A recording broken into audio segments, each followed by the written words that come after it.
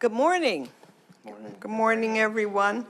It is still January, so I think it's in order to wish everyone Happy New Year. This is our first board meeting of the year, and we are back at home here at our TriMet location.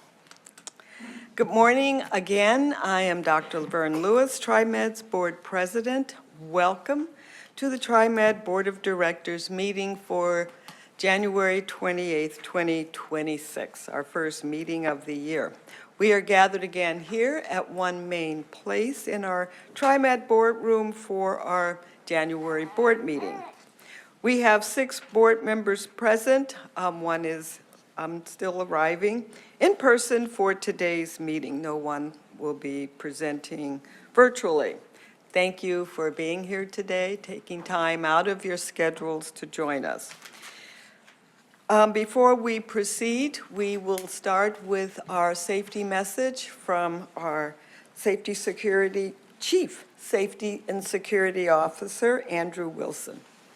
Thank you, Board President Lewis, and good morning, TriMet Board of Directors and everybody else in the room. At TriMet, safety is our highest priority, and so we begin every one of our meetings with a safety moment because we care about your safety. So I'm going to do that right now, kind of go through some things, how we can protect each other, because safety is the responsibility of everybody in the room. Before we begin, I want to just identify who in the room actually is first aid certified as well as CPR certified.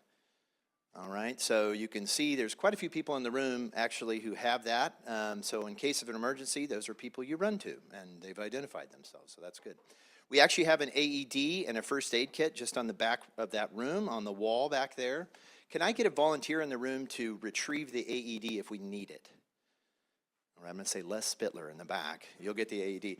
And if we do have an emergency, we might need somebody to call 911. Can I get a volunteer to call 911? All right, I'm going to say Anessa Vitko, although you're next in line. In the event of an evacuation, the building here at One Main has a very good PA system. A lot of us that work out of the building have heard it numerous times during drills. They will give you instructions. I'm giving you the instructions right now as well, which is in the event of an evacuation, we're going to go out those doors there in the back that you came in and exit via the stairwell, which is immediately to your right. That's going to put you out onto 2nd, and our staging area for this room is actually right in front of the Starbucks, so follow Anessa Vitko, because she knows exactly where the Starbucks is.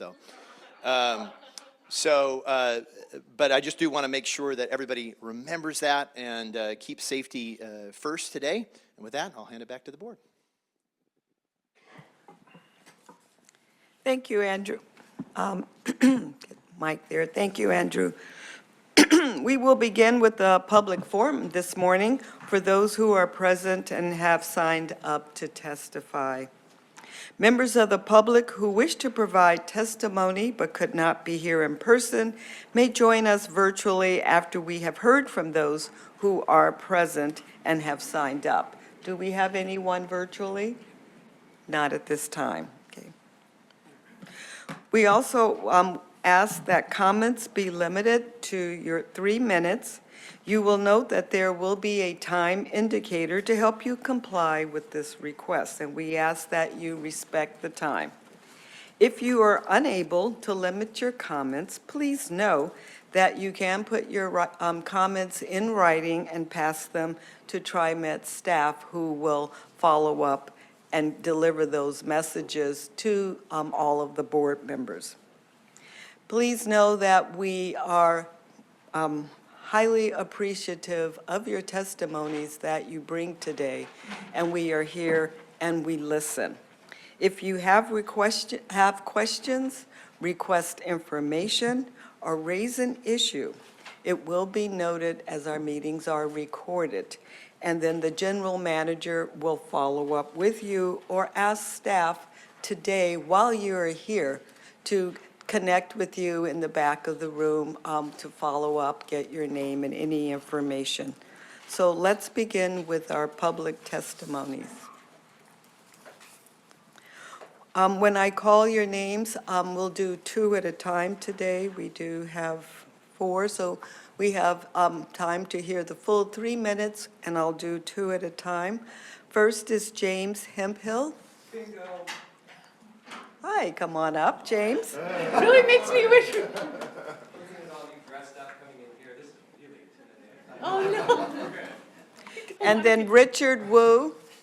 Richard Wu, please come on up. Have a seat next to James. Okay, there is a little information there on turning on your mics when you get ready to speak, or our admin will help and assist you. This is like a game show. I like the buzzer and the timer. All right, and go. This is good morning. My name's James Hemphill. I'm an avid cyclist here in Portland, Oregon. I'm a member of Bike Loud and Shift to Bikes. 250. Okay, ding, ding, ding, ding.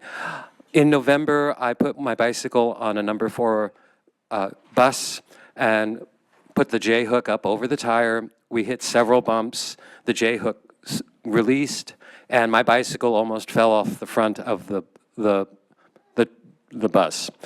On December 1st, I called customer service saying, hey, you know, my bike, which is under 55 pounds, under 26-inch wheels and tires, and as by the guidelines, fits on the front bike rack.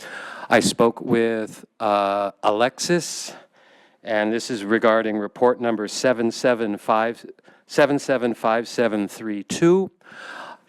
I explained it to her, what the TriMet policy was of our security of our property, that once it's put on there properly, it's TriMet's responsibility. I explained to her what my bicycle was, and she, and it will be hopefully recorded on customer service, informed me, you're just going to have to go get a different bicycle that'll work with the rack system. I'm sorry, I'm 60 years old. I'm on a limited income. I can't go get a new light bicycle.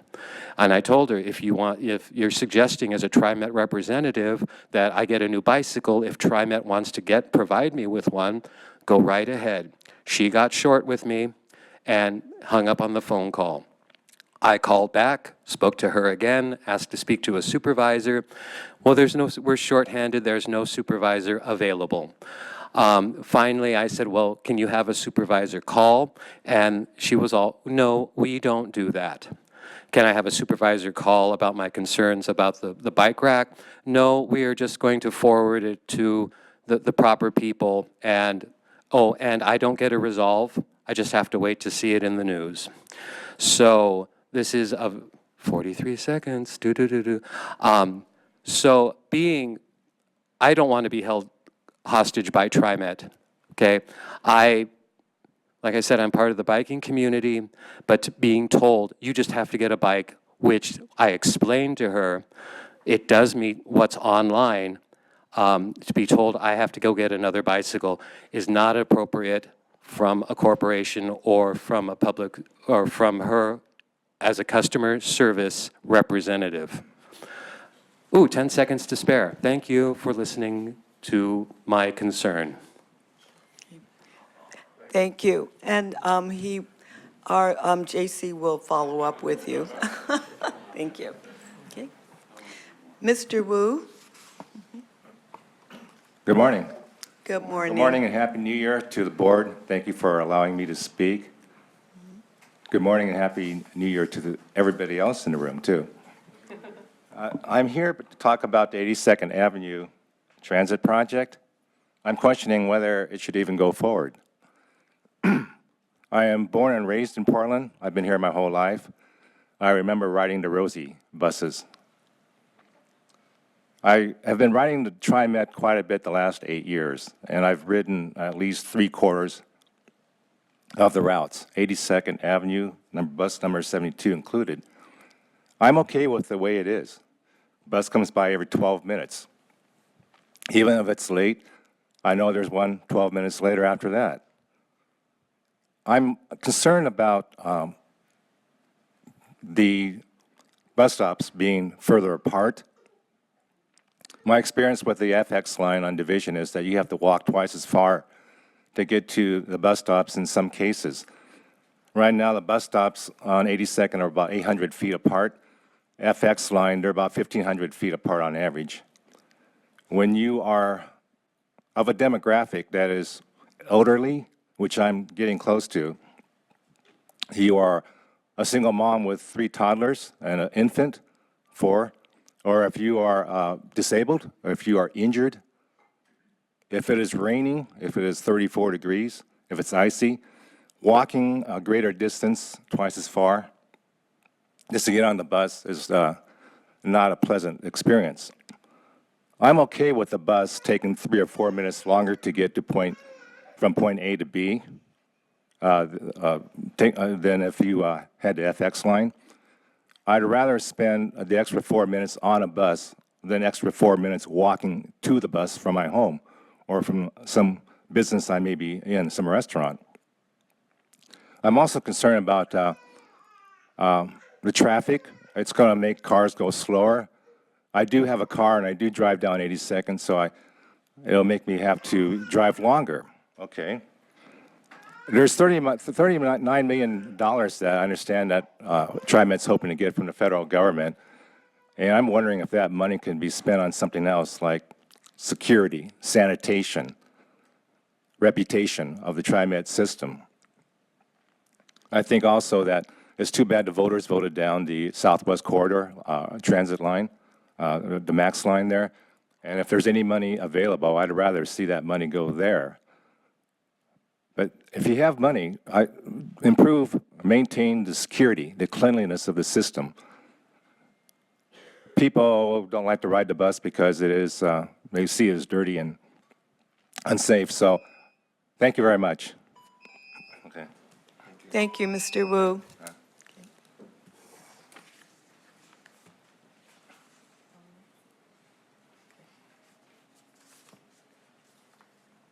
I'd like to call up our next 2 members from the public to testify, Doug Allen and Michael Rittenmore.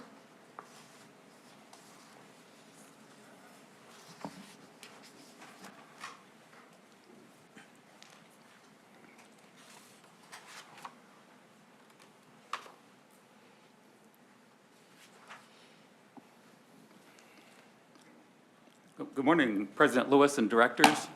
My name is Doug Allen. I'm with AORTA, Association of Oregon Rail and Transit Advocates. In 2009, the Oregon legislature required Metro to develop and implement a strategy to reduce the region's per capita greenhouse gas emissions from cars and light trucks by at least 20% by 2035. Parts of that strategy failed to happen. Yesterday, LCDC issued Order 001961, wherein the Commission acknowledged a lack of adequate funding for transit service and directed that the next Metro RTP significantly increase support for transit infrastructure and services above the existing RTP. Cutting service runs directly counter to this region's greenhouse gas emissions goals. The Oregonian, in 2 separate editorials, has suggested that the legislature give transit providers more power to raise revenue locally. TriMet must answer these questions. What authority does TriMet already have to raise revenue, and what could the legislature reasonably do to improve the situation? What discussions have there been with business leaders who pay the local payroll tax about increasing the cap on a temporary basis until a broader discussion can happen in the 2027 legislature? What else is possible? In 2003, Multnomah County voters passed a temporary 3-year personal income tax due to revenue shortfalls. Seattle buys additional transit services from King County Metro. How could cities, counties, and Metro pitch in to help us here? Taxpayers will be getting kicker refunds this spring, and many retirement accounts are benefiting from high stock prices. Isn't it time to broaden the discussion beyond cuts? Transit has many benefits beyond helping meet our climate goals.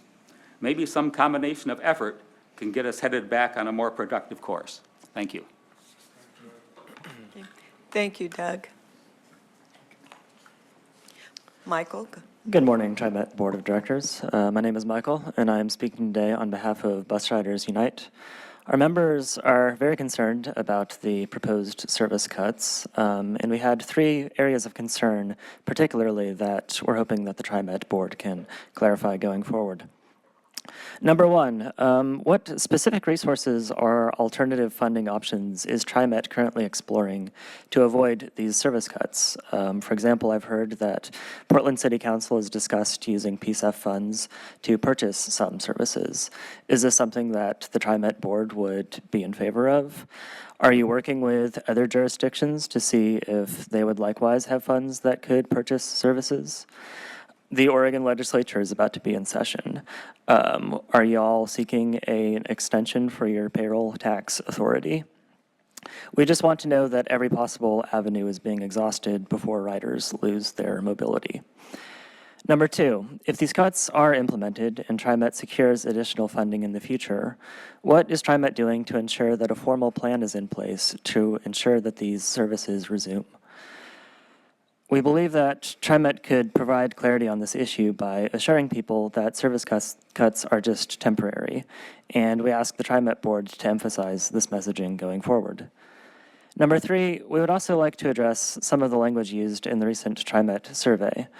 A recent TriMet news article about the Transit Riders survey suggested that, quote, survey respondents supported changes that improved operational efficiency. We want to be very clear. Bus riders will never ask for service to be reduced. By asking riders which services they would rather eliminate, they were being forced to choose between the lesser of 2 evils. This is an ultimatum, not a free choice. And we must be very careful about confusing a reluctant concession with vocal support. And we hope that TriMet can clarify this difference going forward.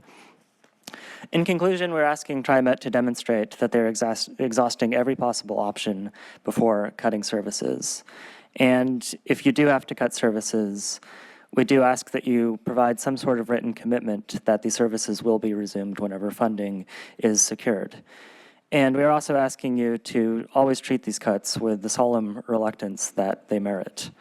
Thank you for your time, and thank you for listening to the voices of riders. You're very welcome. Thank you, Doug, and thank you, Michael.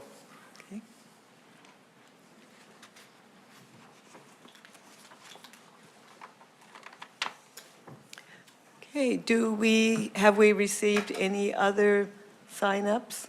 Okay. Okay, with no other members of the public signed up to testify, I'll close the public forum. Thank you. Welcome. Thank you.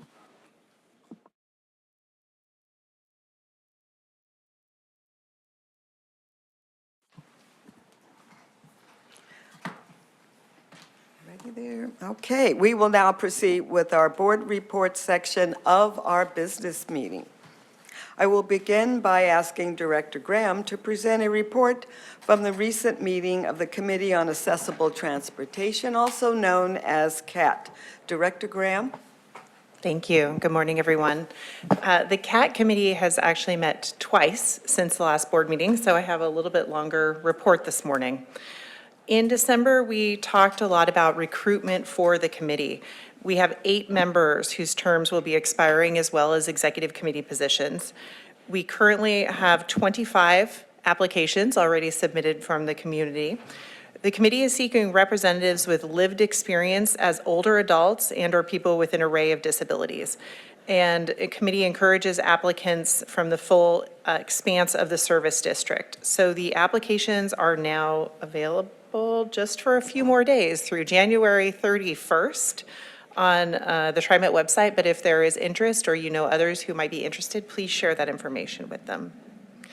The Wayfinding Subcommittee shared an update that by the end of 2025, there will be automated stop announcements on all bus routes announcing stops and no longer just major intersections or destinations. Updates were also provided on the forward-looking work underway on the TriMet website and digital channels to ensure web content accessibility guideline DOJ update is completed in advance of the 2027 update. Deadline. And there were a lot of kudos shared for the teams at TriMet who are doing that work on the website. The 82nd Avenue Community Advisory Committee, Franklin Ochita was selected as the CAC chair. Bat lanes are still the major discussion, and discussion continues within the CAT as well. The committee commented on 82nd Avenue, and I know we'll talk about that a little bit later today, but discussed their full support for bat lanes from an accessibility perspective and how that supports people with differing abilities accessing the stops and navigating the routes. They also talked about the challenges of bike storage and cart storage on buses for people with accessibilities and who have mobility devices. And I know that is something that continues to be an ongoing discussion around how to balance those needs, but ensure that we're prioritizing mobility. There were a lot of TriMet staff updates, including that longtime CAT Executive Committee member Patricia Kepler is the new CAT representative for the HB 2017 Transit Advisory Committee. Deanna Johnson is now on the TV Highway Community Advisory Committee. And a number of reports were provided talking about the Instacart program for paratransit riders, new MAX and bus operator ADA sensitivity trainings, and more. A presentation was also delivered on the upcoming rail crossing safety enhancement project and the goal to bring advanced pedestrian safety to areas where cars, trains, and pedestrians intersect, particularly in older parts of the system, which were built before the ADA. The January meeting had a lot of updates related to the service reductions. And we heard a presentation that was provided to the CAT specifically about service reduction proposals, and the CAT was able to give their direct feedback. I know that many of them also attended the public forums. We also heard safety and security updates that 59 blue light phones have been installed throughout the system, with an additional 20 coming by the end of the fiscal year. And there have been 563 calls made from those phones. The CAT continues to have concerns about line eliminations, and specifically the impacts that those have on riders with mobility limitations. One question that came up continuously was how topography was considered in some of the proposals, because some of the line combinations or shortenings or things like that were actually happening in areas where there is topography that makes it very difficult for people with mobility issues to make the transfers. So I thought that was a really good point. And then another point that I heard both in the public forums and that came up again in the meeting is ensuring that any reductions are taking into account access to healthcare and hospital services. And we know that that's come through in a number of different ways, but I think that that's something that the staff can look at and reevaluate again, and the CAT would support that work as well. Thank you very much. Thank you, Erin. Are there any questions or comments about the CAT report from the board? No? Okay, thank you. I'll now ask Director Flowers to present a report from the recent meeting with the Metro Policy Advisory Committee. Impact. Director Flowers. Sure. Thank you, President Lewis. At the last meeting, Impact shared a couple major updates. One on the Future Vision project, which we've been talking about over our course of our past few conversations. They are in the process of shaping the engagement process that will come to define the future visioning effort. And Metro presented on the draft engagement strategy that prioritizes relationship building, meeting community members where they are at, and prioritizing engaging with youth. Metro staff are also currently recruiting members for the Future Vision Youth Committee. So interested youth are encouraged to apply by February 8th, and they can do so on Metro's website. I think that's a really cool opportunity for young people in our region to get involved in large-scale conversations that will be shaping the future of what happens here. Metro staff also provided an update on the 2040 Planning and Development Grants Program. And of course, this program is funded by a regional construction excise tax and funds local city and county planning work that implements the regional 2040 growth concept. The last bit of update we received was from the City of Vancouver. They provided an update on their 2025 to 2045 comprehensive plan update. The city will be releasing that draft plan and draft implementing development code for public review in February, which of course has a major impact on our region, given how closely partnered we are on so many different fronts. So well worth us continuing to track. Okay, thank you, JT. Are there any questions, comments from board members on his report?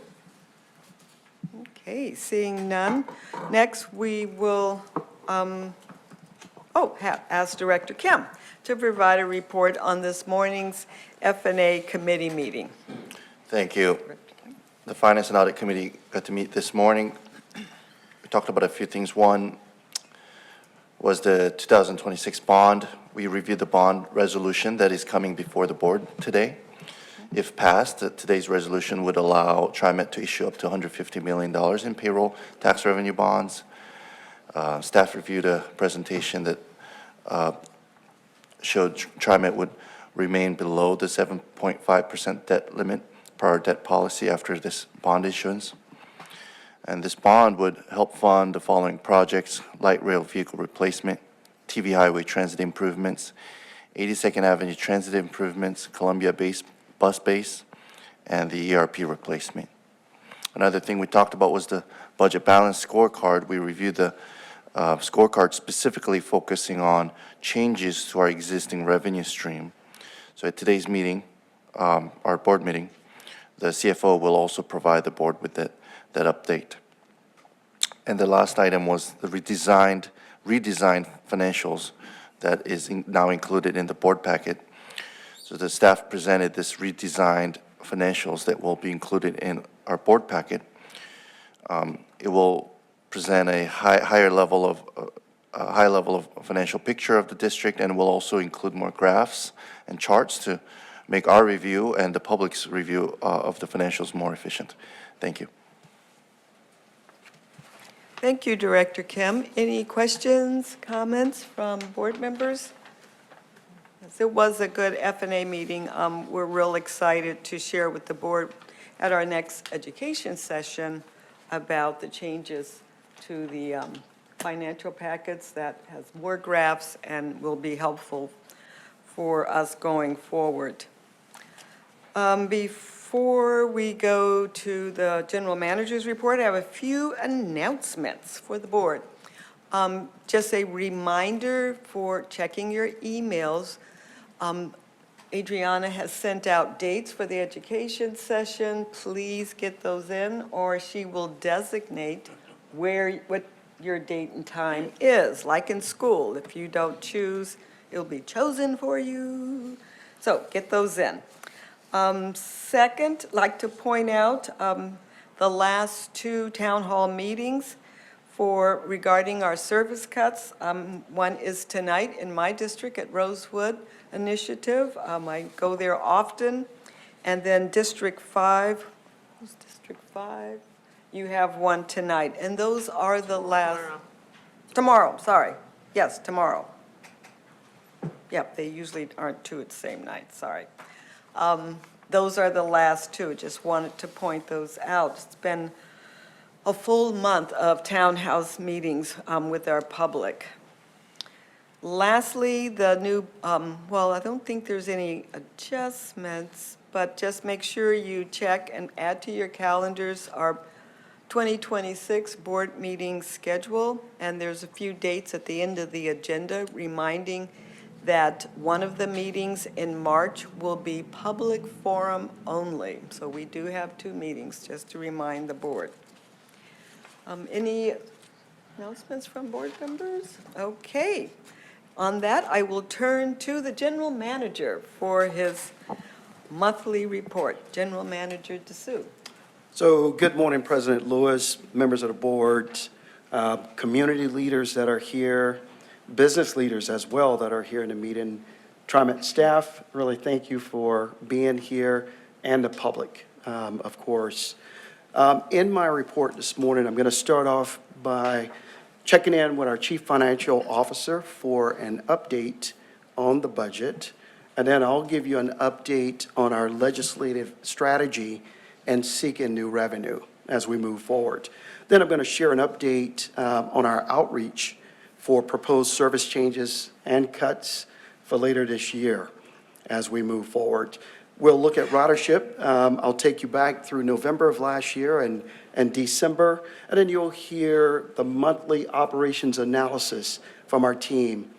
I have a reminder about Rosa Parks Free Ride Day that's coming up, and then we'll get a monthly safety and security report. And then finally, I'll wrap up with an important state of good repair project. It's the renovation of our Northeast 82nd Avenue MAG station. So let's get started. My CFO, if you would just come on up, and your team, I guess.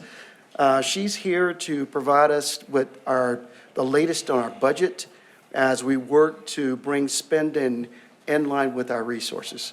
So Nancy, I'll just pivot over to you. All right, good morning, everyone. Welcome.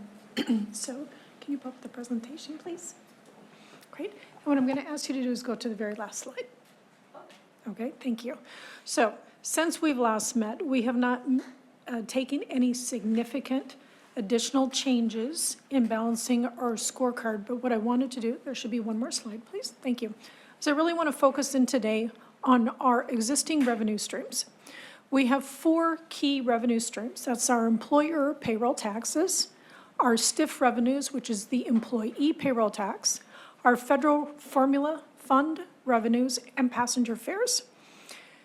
As you can see from the slide, our actual revenues in the door is falling short of those budgeted numbers in all 4 of those categories to a total of $45.1 million less than anticipated.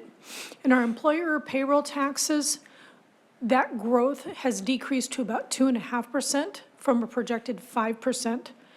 And as we update our forecast, that will be reflected in the forecast.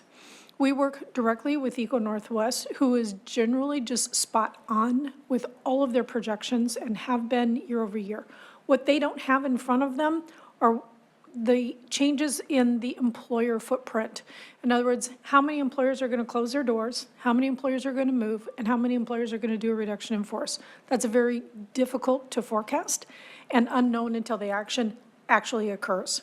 When it comes to our STIF revenues, while we had originally received a favorable forecast from the Oregon Department of Revenue, they changed their forecast. We will receive $15 million less in this next biennium, $7 million less in '26, and $8 million less in 2027.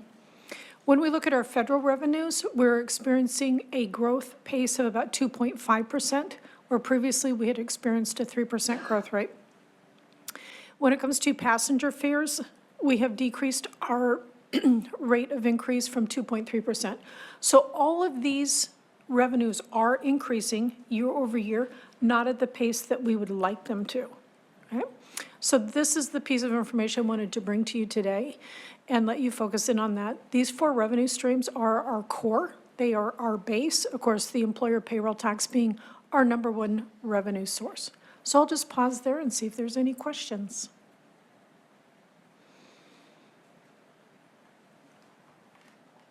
Okay, thank you. Thanks, Nancy.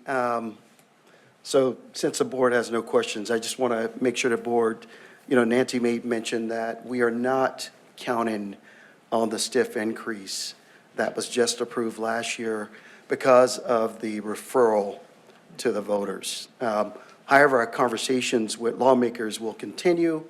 We're going to make them very clear about our budget deficits. It'll be front and center of them when the short session starts next week.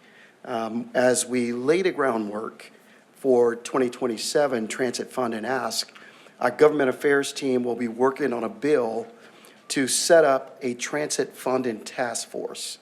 And this task force will bring together diverse stakeholders, including transit providers, business organizations, employers, elected leaders, local government, and transit users, all with the intent to build consensus on a preferred revenue mechanism for funding transit across the state. So this work will help put transit in a better position for our 2027 legislative fund and ask. And we're going to keep you informed and also involved as we move forward.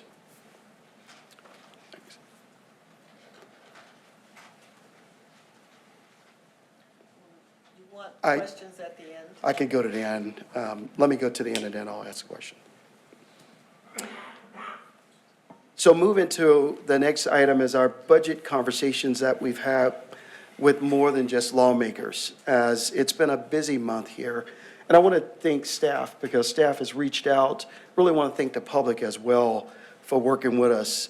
Staff has been working hard to inform riders, our community partners, and leaders and the public about the changes that we are proposing to reduce service levels, as is necessary to balance our budget. I want to be very clear. Everything that we're doing it with care, compassion, and transparency as we move forward here. The survey that we've shared to collect feedback on proposals will close in 3 days. We're encouraging anyone who has yet to take it to do so in these last few days by visiting trimet.org/service cuts and get that information to us. To date, the Service Cuts webpage, which details the service cuts, the proposed service cuts, and changes with maps and descriptions, has been visited more than 237,000 times. The survey has been completed nearly 6,000 times, and we've interacted with more than 600 people through virtual and in-person open house events. The last one is tomorrow at 4 p.m. That's going to be at the University of Oregon, Northeast Portland campus. Our planners and our analysts are already poring over the data that we've received, working to understand the feedback and to wrap up what we've learned in a proposal that will be brought to you and the community in March of this year. Just to let you know, I'll be out tonight, just as well as tomorrow. I'm in Tualatin tonight with groups of folks, and Director Kellogg will be joining me there with the mayor and his team as well. So lots going on with that, and I just want to thank the team for doing that. Now turning to ridership. This morning I'll be sharing data from the months of November and December. In November, TriMet provided more than 5 million rides. It was a decrease of 4.8% over November of 2024. Ridership was down in nearly every category, but there are a couple of factors that we noticed. The first, November 2025 had only 19 work days, whereas 2024 and 2023 had 20 work days. One less work day represents about a 4% loss for us, just to let you guys know. We also saw fewer trips taken because of online shopping. It's taken a bigger piece of commerce into the downtowns. We also saw a number of store and restaurant closures in the downtown area. But however, ridership appeared stronger in December.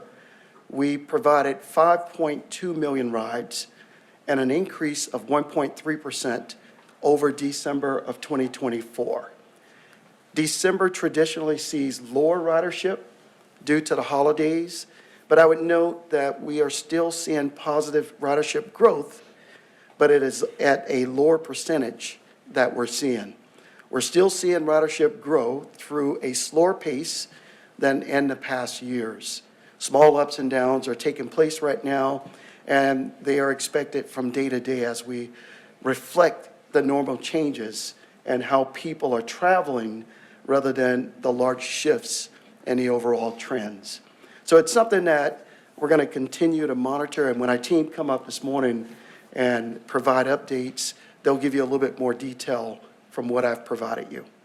So with that, I'd like to turn our monthly operations analysis report over to Les Spittler, the Director of Transit System Support Services, and Catherine Keeling. They're here to give you a presentation.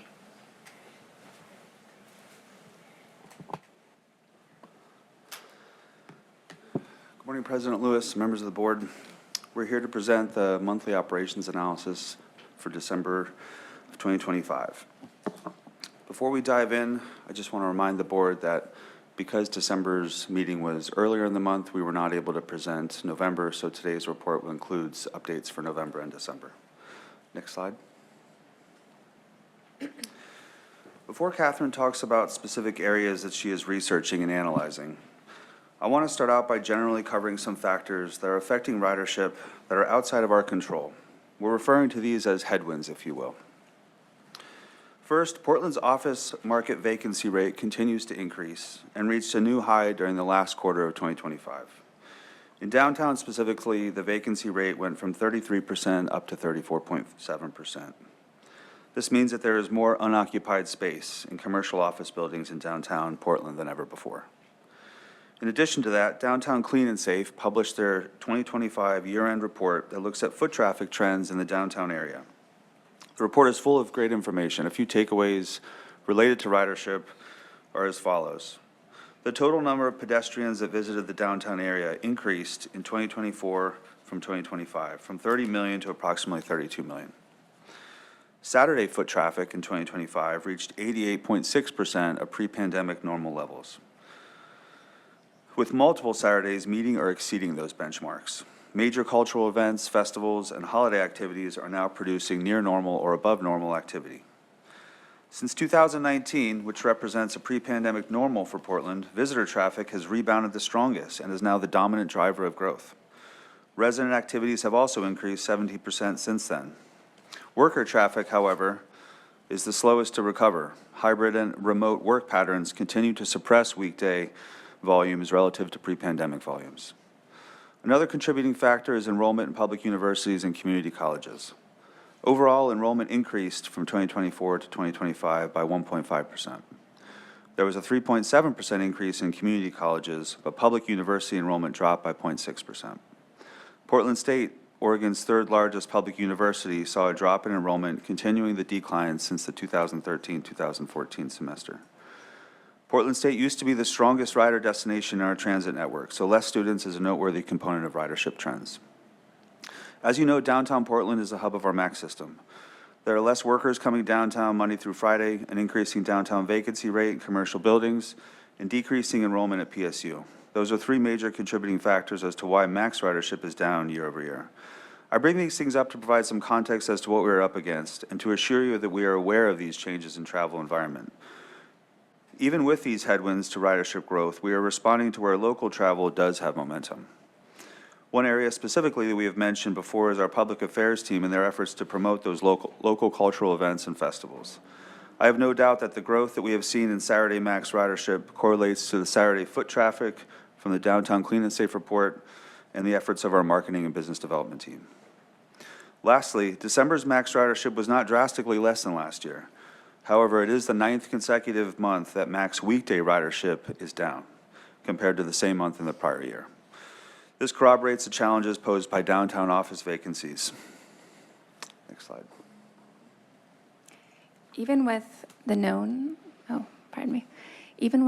headwinds that Les has outlined, there is still a lot of passenger activity abuzz in our important areas of our jurisdiction's economy. November and December are an interesting month to explore the retail impacts. And so passenger activities at our major malls like Clackamas Town Center and Washington Square were down about we're down 1% over prior year, but given the context of the growth in online shopping, this is somewhat expected.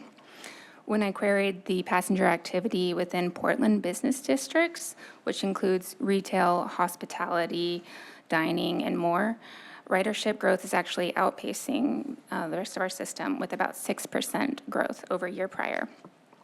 So the key part of our ridership analysis will be wrapping up in March, and then there are key data sources being released in the spring that will inform the second half of our ridership study. So I wanted to give you an update on the progress there. Next slide. Okay, moving on to bus. As you can see here, boarding rides per revenue hour finished 2025 strongly. And it's higher than last year. This is particularly good to see given the service cuts that took effect on November 30th. This shows that while we did cut service, we are still being more productive in our bus service than last year. On-time performance has stayed above target for most of the year. That reflects a strong working relationship between our bus maintenance and bus operations teams. With the collaboration between those two teams, operators are able to get out of the yard on time with minimal delays due to equipment failures or cleanliness issues.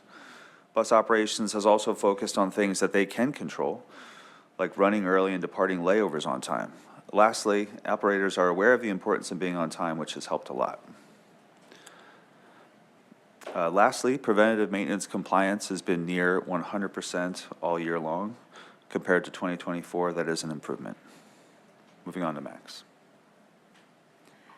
For Max, I'd like to highlight on-time performance. Last month, these figures were grayed out pending review, and I promised revisions in early 2026.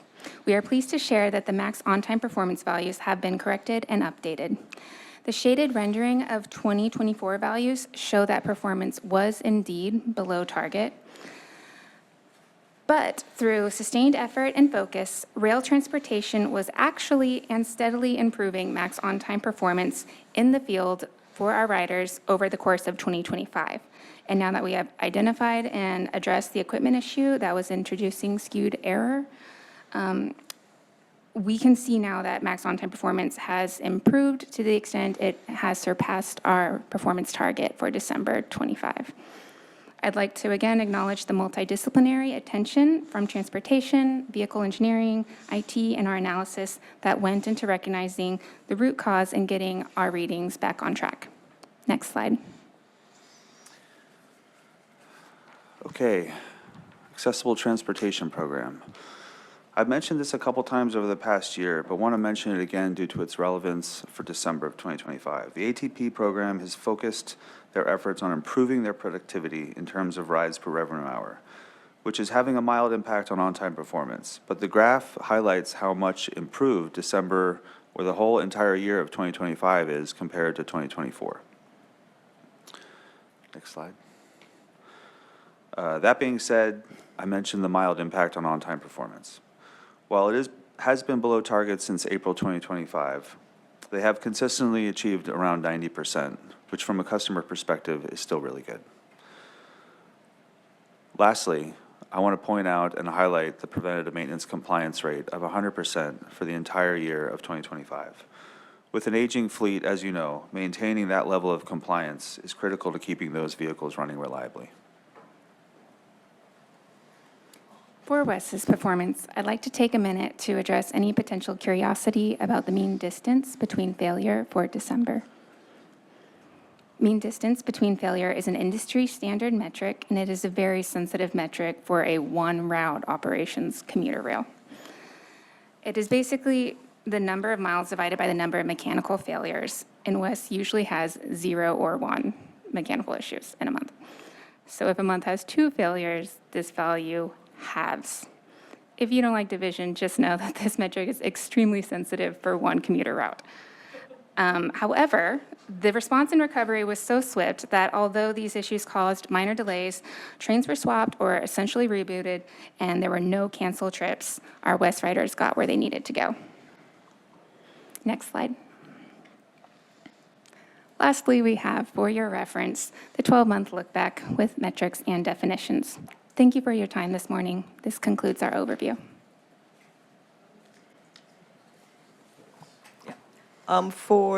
Before they leave, any questions, feedback, comments for our ridership report, monthly operations? Director Frisbee? I have a question about max ridership. I think it's like the 3rd or 4th slide. Oh, sorry. Thank you. When we met in January, you were noticing that we were seeing max ridership grow much more slowly than bus ridership, and that in a fair amount of cases, max ridership was actually lower in 2025 than it had been in 2024. But given the equipment concerns, we were like, we're not drawing any conclusions. It seems that we've addressed some of those equipment concerns, both in terms of ridership counts and also in terms of on-time performance. And in December, we were starting to tick back up so that 2025 was maybe going to be ahead of 2024. But I'm curious if you have any additional thoughts about that sort of lag from, it looks like, April to November around max performance, max ridership. Thank you, Director Frisbee. I'd like to clarify that the equipment issue was not impacting, the one that has recently been addressed was not impacting our ridership estimates. Okay. Like, we are, as a team, on a journey of continuous improvement and being the hound dog and stewards of our data. So, like a year ago, there was an estimation process issue, but this was kind of a different equipment issue that was just impacting the temporal readings of our trains. So nothing to do with ridership. That being said, we have had some time to look at why might rail be trending differently than bus, and given our participation in a peer benchmarking group for other agencies with light rail, we have noticed that light rail has been rebounding slower than bus on a whole through available APTA data sources and our peer benchmarking groups. So it's not unique, and we do know that although Andrew Wilson's team has been making great efforts to reassure the public of the progress being made in response to their stated concerns, that it takes time to kind of win those riders back. And so part of this ridership study is is not particularly modal balanced, but our normal route ridership tracking is kind of based on this route had this many riders and this, that's the frame. But we're starting to look at more place-based analyses so that we can kind of connect the dots between changes in the overall travel landscape and interpreting beyond just route so-and-so did this. So the place-based analysis is still forthcoming, and then the Oregon Travel Survey has only released their preliminary results, but we're waiting to digest those and other data sources for the second half. So there is, I don't think Public Affairs has released their 2025 Attitudes and Awareness Survey yet, but we're coming at it from all angles. It is just that 2025 just ended, so some of the data sources that I really feel will help us understand the picture are still yet to be released. Any other questions? Okay. Seeing none, thank you. Thank you for the update on your report for the General Manager. Okay, back to you, General Manager. Great presentation, really appreciate that. I do want to say also to the board that the mayor of the city, Keith Wilson, has taken on our ridership goals to talk with the city's cabinet about getting people out and on the system. So we've created a really good, strong partnership with the city, and we're working with everyone in the region as well to get more people on the system. Next this morning, a reminder that Wednesday, February 4th is Rosa Parks Day.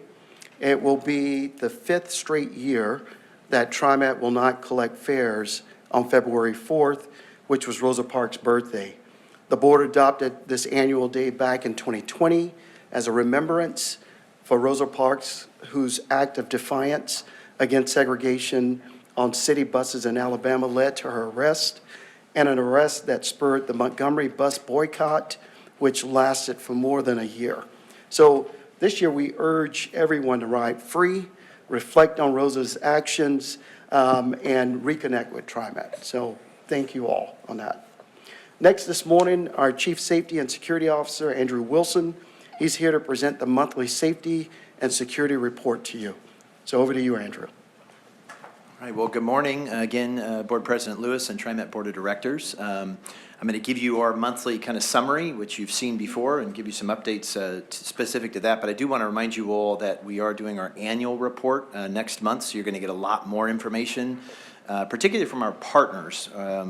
So the Multnomah County Sheriff's Department, who run our transit police, our Multnomah County District Attorney partnerships, and we really have some fabulous partnerships here at TriMet.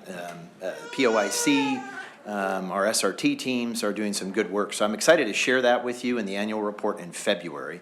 As far as this month's report, I thought we'd go to the first slide. And you might recall I had mentioned that we were kind of down some of our fair enforcement team. Those folks have been hired. You'll see the uptick in the fair enforcement activity as we kind of normalize that, which is good to see. Our riders continually ask for fair enforcement activity.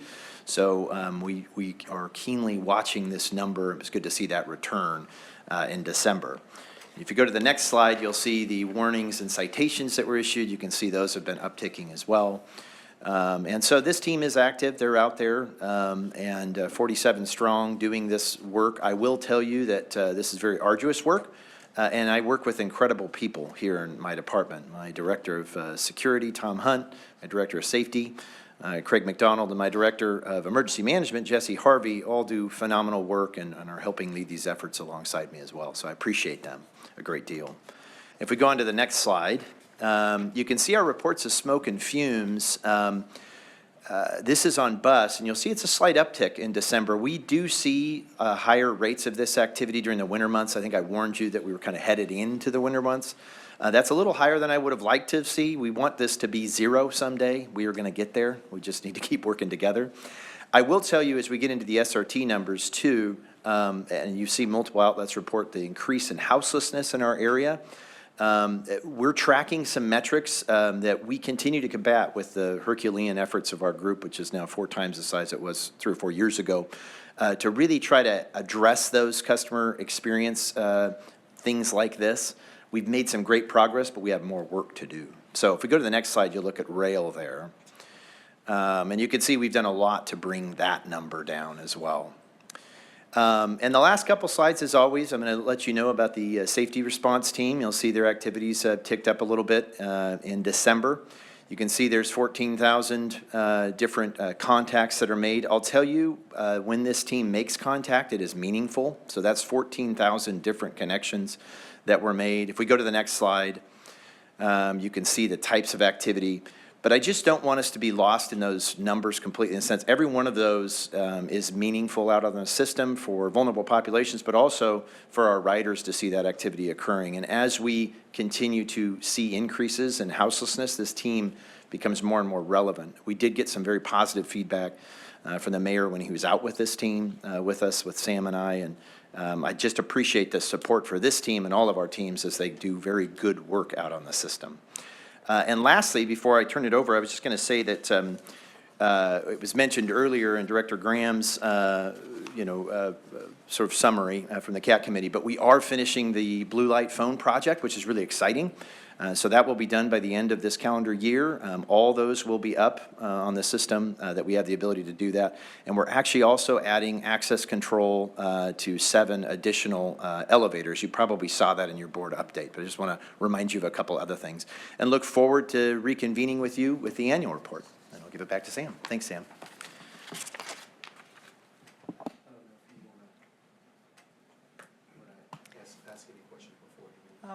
Questions? Seeing none? No. Okay. Thanks, Andrew, for the update. Finally, board, this morning, hats off to our 82nd Avenue Max Station renovation team. I know some of them are out there.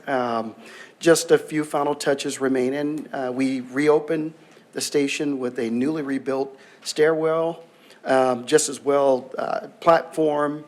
The 82nd Avenue Max Station was first opened with the introduction of Max to our region back in 1986.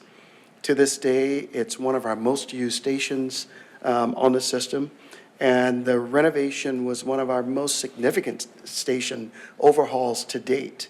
So crews rebuilt the platform, the stairs, improved lighting, added another shelter for additional weather protection, and installed new digital displays, security cameras, blue light phones, as Andrew stated.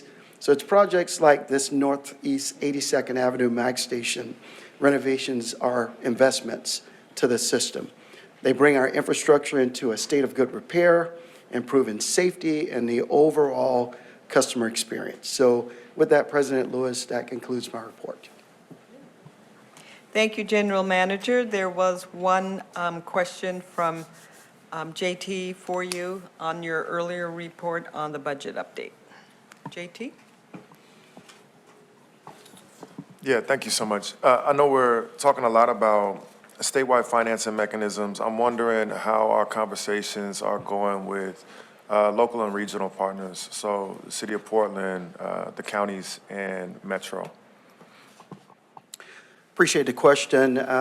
Currently, we are bringing over each city council person to our executive team meetings, having conversations with them about what our needs are and asking them what is their vision. We're going to be having conversations with the county, with all three counties as well, talking about our projects and also what our state of budget and deficit is currently, and asking for help on how they can help us to move forward. So those meetings are in process right now. I'll be able to give you more of an overall update next month. Okay, that is helpful. And, you know, as we have these conversations, I also wonder what our strategy is to not only communicate with, but involve the public in the iteration phase of the work. I think that one of the ways that we've historically gotten this wrong in the transportation space is the agencies and local governments have had a conversation in silos behind closed doors about financing mechanisms, about a proper pathway to introduce a new revenue stream, and then presented that to the public for review in an almost retroactive way. So just wondering if there are ways for us to act with urgency, understanding that cuts to our system are different than cuts to many agencies, right? When we lose ridership, that can become a real long-term issue for TriMet, because that ridership is really, really hard for us to regain. So it feels like there's a ton of energy from conversations we've had in community, from the people not only who rely on our system, but believe in our system, to unite and actively say, what can we do about this right now in this urgent moment that we're facing? And I wonder if we could add a little bit more structure and shape to those conversations, not only with public partners, but with community as well. Would love to include you into that shaping of that. I do want to say that we have met with the Metro mayors. We've met with them in December to talk about the service reductions itself and efficiency changes. The constituents in each one of those municipalities are very interested. And tonight, I'm going down to meet with Tualatin mayor and staff to have conversations on how they can help narrate the story, not only to the state, but like you said, at the local levels on how they can help us with budget and our budget deficit. Please.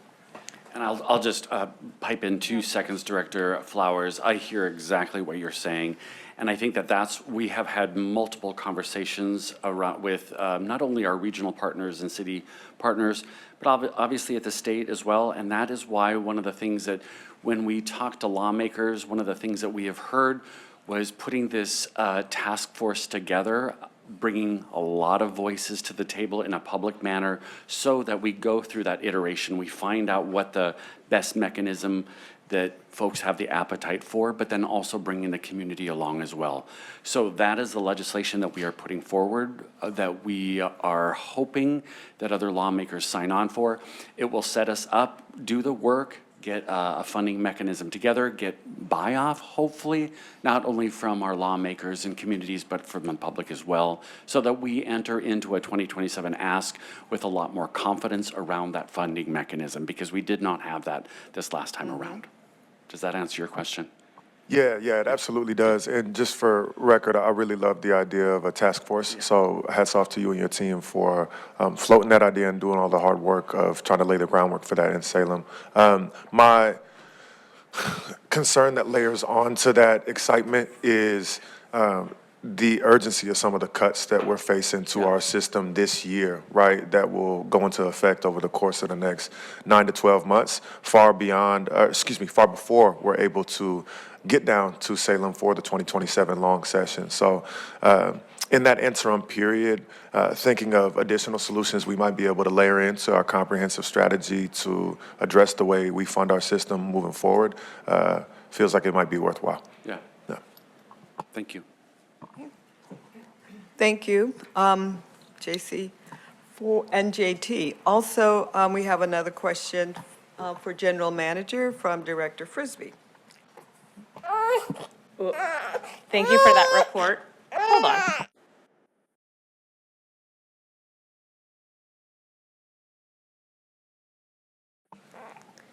Thank you for that report, General Manager. And I think I wanted to tie together a couple threads because we heard from Nancy around some of the revenue pieces, following on the public comment that we heard. And I think it's important, and I think your presentation also emphasized this, but I want to be really clear, and anyone who's been in this boardroom or watched these board meetings over the last 3 months, 4 months, 5 months, this board is taking these service cuts incredibly deeply.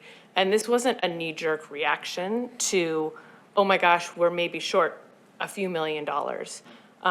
We, like essentially every transit agency across the country right now, is facing a somewhat existential budget deficit.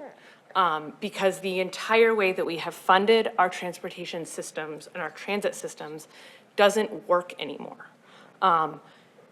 That is why we are pursuing these cuts. We are not doing it because it seems like an easier option. We are doing it because it is critical for the long-term solvency of this agency. And frankly, I found myself getting pretty irritated when people seem to suggest that we're taking this lightly. Anyone who's paid attention should know that that's not the case. On that note, too, and I think Nancy's slide showing the cuts we're seeing in our projected budget this year really underscore that. And on that note, I think that you also heard from, in Sam's presentation and in this discussion around the legislative task force, I've gotten a lot of incoming about the cuts, which I really appreciate. The incoming constituent mail that seems the most effective to me is also directed at state legislators or local city councils, right? When we're going down to Tigard and Tualatin, when we're going down to Salem, those people actually need to hear from the folks who are experiencing these cuts. They're not interested in helping us out just for kicks. They are also facing serious budget challenges. They need to know that this is a priority for the people that they serve. And so if you can come talk to us about how you don't want these cuts, we don't want these cuts either. You know who needs to know that you don't want these cuts? State legislators in Salem, your local city councils. That's why PSEF and the city of Portland are looking for ways to work with us to reduce the impact in the city of Portland. It's because they've heard from folks who care about it. That needs to happen across the district, and that needs to happen in Salem. So, sorry to grandstand for a minute, but this has just been a recurring theme in all of the constituent email that I've been getting and in comments we're getting at the board. And I think it's important for us to be really clear. This is really serious. We need your help. Don't come tell us you don't want these cuts. We don't want these cuts either. Help us find a different solution. I really appreciate your comments. I think the entire board stands on that platform as we move forward. We need the public's help. We need you to come meet with us and also meet with lawmakers locally and state level to help us with these issues that we're having throughout this year and into next year. I have another question from Director, from Aaron. Thank you. So one of the things that I have been thinking about a lot with the governor's announcement of the Prosperity Council is that we do need a statewide economic development strategy. I mean, so much of what we're hearing right now and the long-term impacts for TriMet are the direct result of not having a long-term economic development strategy for the state and then having an aligned one at the regional level and at the local level. And I know that that is a real source of frustration for TriMet, but frankly for all of us and our businesses and the organizations that we work for as well. One of the things that I was disheartened to see was that TriMet or transportation writ large is not represented on the Prosperity Council. And I just question why transportation is not seen as a key part of the economic development strategy for the state and for the region. And I really think that whatever that means, how we can help on the board, how we can help you, but we need to be at the table and we need to be driving the conversation, and transportation needs to be seen as part of the economic development and economic prosperity solution. But I'm concerned that the Prosperity Council was formed without that voice at the table. And I think that if we're talking about making long-term structural changes that support economic prosperity in the state, transportation has to be a key pillar of that strategy. So I would encourage us to think about how we're engaging, how we're going to engage with Tim Nope, how we're really thinking about positioning ourselves as part of that solution set for the state as we work on the economic strategy. Thank you, really, I just want to say thank you, Director Graham. That ties into JT's comments on the work that's done and who's at the table and how it's formed over here. And then suddenly we have to do this quick study to catch up and be part of the bigger picture when it's being set on another table. Yeah. I just want to add that we reached out to get on the council. I believe we were overlooked, but we will continue to reach out and probably having your help and the board's help to put transit on the council is something that we should really move forward with. If you'd like to draft a letter and the board members sign it, we can do that. Gladly. Question, JT, and then we're going to move on to our regular pieces. Go ahead. Thank you, President Lewis. I just wanted to echo what Director Graham and Director Frisbee were just saying. You know, it feels so important that we are really adamant about our framing of transit as a human service, because that's what it is. But a human service is also an economic development tool for a state like ours and for a future that we are committed to building on a generational basis. So being participant to those conversations feels absolutely critical. And I think that one of the areas in which we've allowed ourselves to get spun out is in going down to Salem and focusing our efforts on legislators first before we get strong regional alignment here in our service district.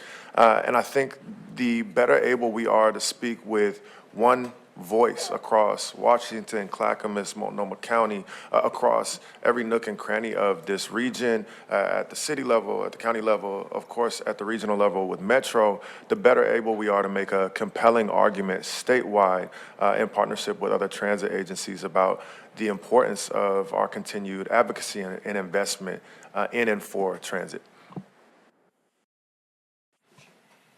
Thank you, JT. That is the big picture of where we hope to be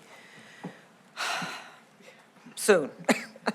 It has taken a long time to even get to where we are. And so we keep pushing and bringing transit to the table in all the spaces that we have. Seeing no other comments, thank you, everyone, for passionate follow-up on the general manager's report, much needed.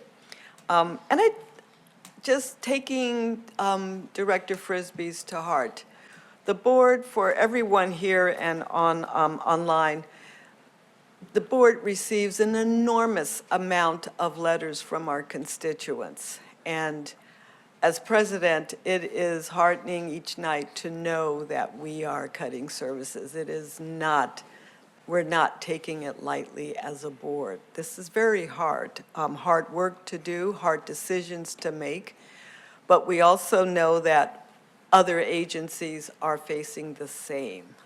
And so here we are.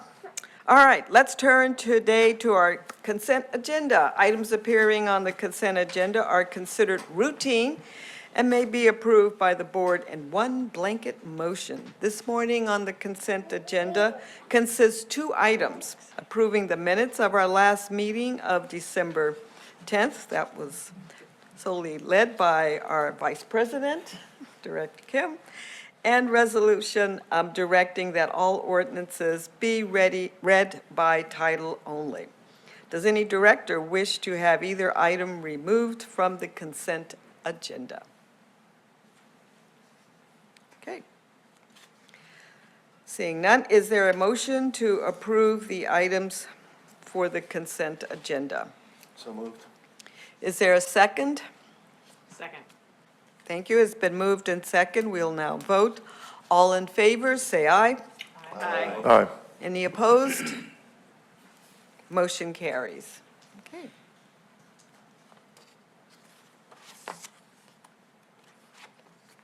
We'll now move to the resolutions on our regular agenda. Our first resolution to consider is resolution number 260101, authorizing the issuance of payroll tax revenue bonds. General Manager, do you have any comments on this resolution? Thanks, President Lewis, members of the board. This resolution requests authorization to issue payroll tax revenue bonds to provide up to $150 million for a range of projects, plus additional funds that are required to pay costs related to the bonds. Our CFO, Nancy Young Oliver, and Director of Financial Services, Carol Fitzpatrick, are here to provide a look at the bond issuance process and the capital projects the bonds will support. So I'll turn to you for the presentation. Well, good morning again.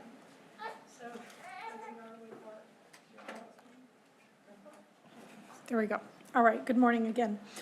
So before you, as Sam said, we have a resolution requesting your authorization to go out for up to $150 million in bonds. I would also mention that if the market is favorable, we will also be refunding some of our existing bonds for financial savings. Okay? With that, we're going to start a presentation, and Kara's going to walk us through the bond issuance process. Good morning. I'm Carol Fitzpatrick, the Director of Financial Services. So as we proceed to issue debt, it's an involved process. We're not only looking at, hey, what projects we're going to fund, when do we need the proceeds to fund those projects, but we also have various steps to go through. And this slide is just demonstrating our steps. So back in February of 2025, we came to you all and we approved and updated our debt management policy. That was the first step.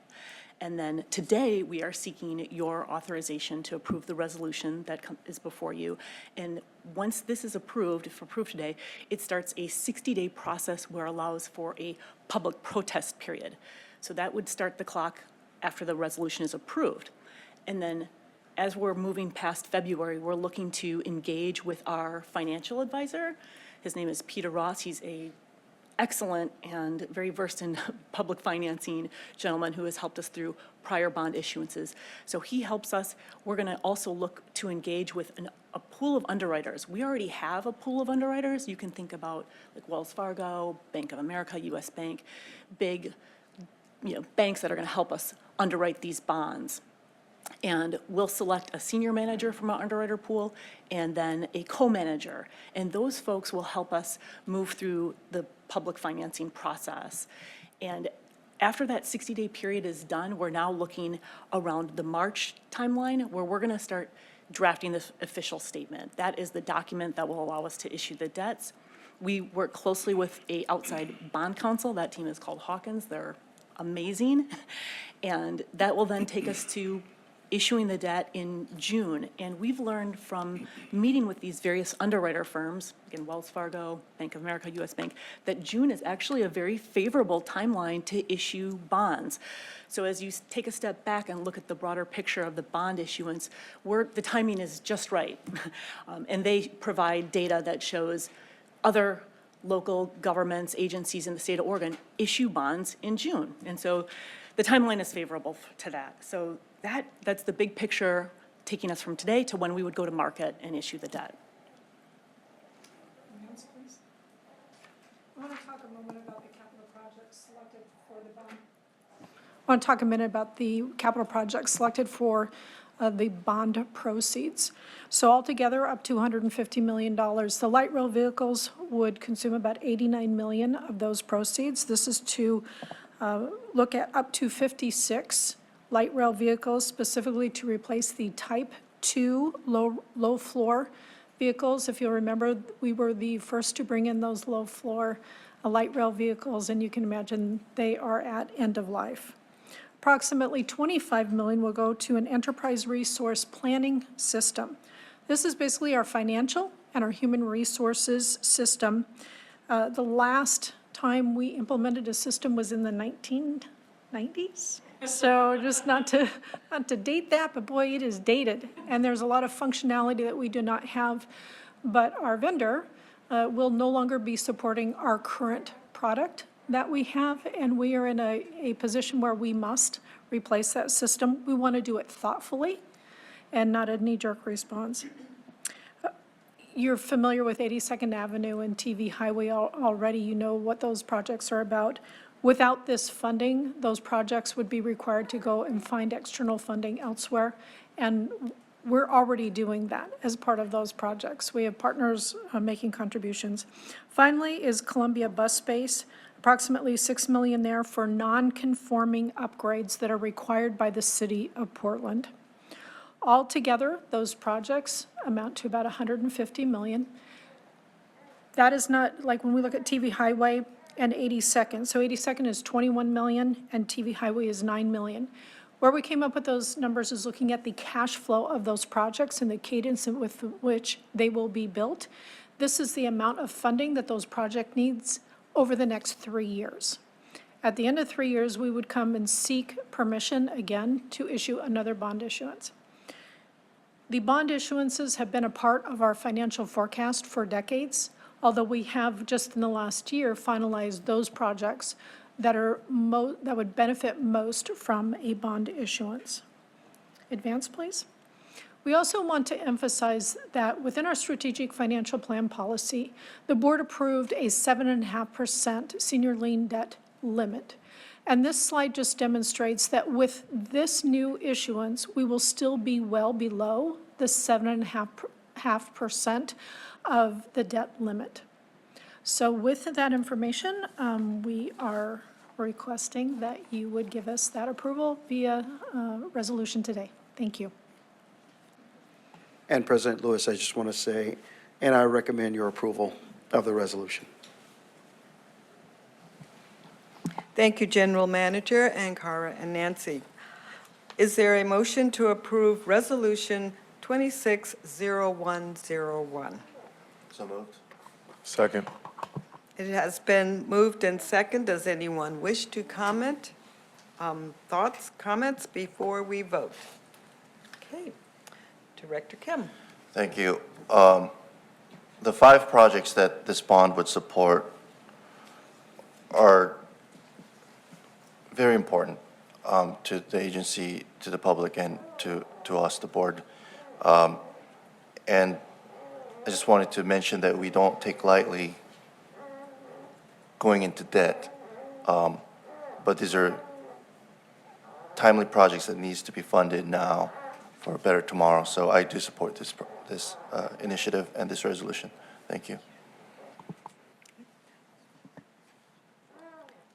Seeing none others. Okay, the motion has been moved and carried. Are we done with comments? Okay, all in favor, say aye. Aye. Aye. Any opposed?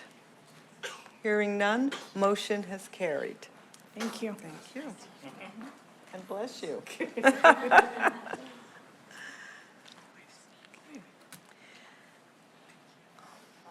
A lot of work and time that went into that to bring it forward, and the capital projects that will benefit from that.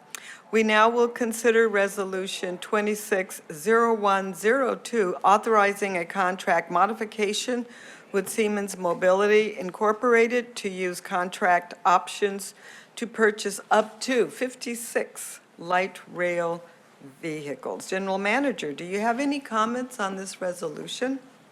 Thanks, President Lewis, members of the board. As you know, we've purchased what we refer to as our Type 6 light rail vehicles, known as LRVs, from Siemens Mobility, Inc., to replace our first ever LRVs, which are the Type 1s. Yeah.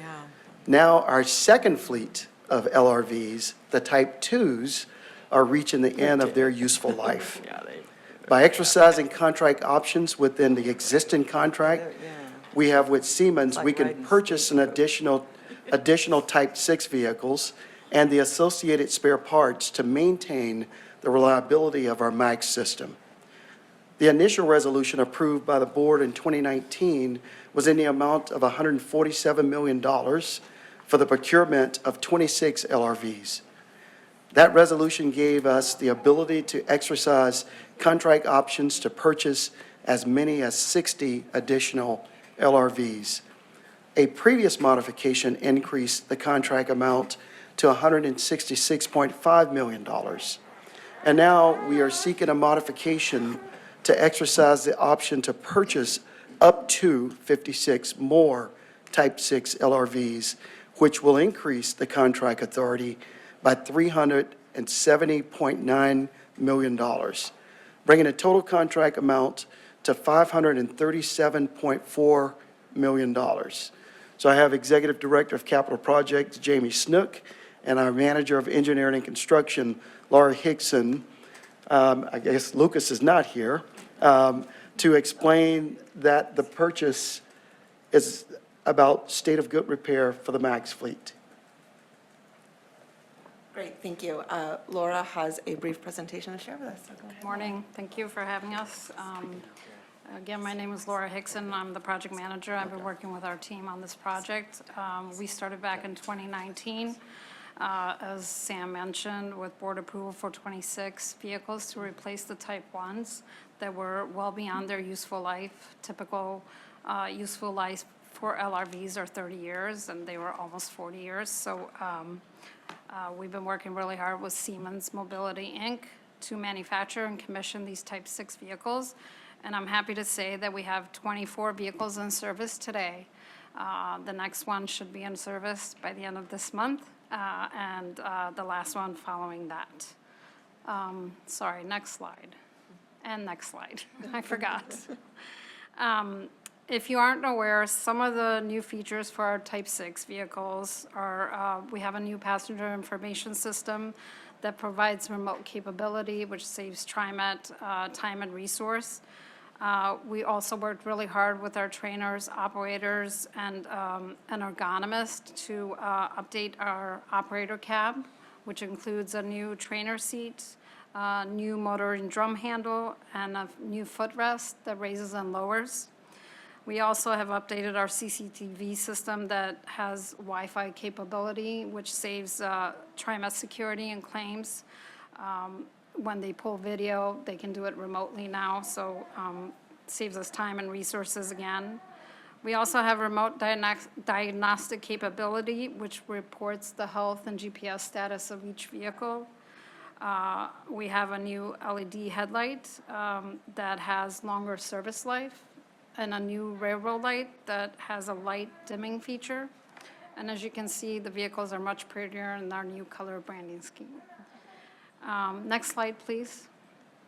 And as Sam mentioned, when we purchased the 26 LRVs, we do have in our contract up to an additional 60 vehicles optional order. And in 2021, we took advantage of that and purchased 4 vehicles for the red line project, which leave us with 56 remaining optional vehicles to start replacing the Type 2s, which went into service back in 1997. So by the time we execute this manufacture, testing, and commissioning of the vehicles, they will be beyond their useful life. Thank you. That was all.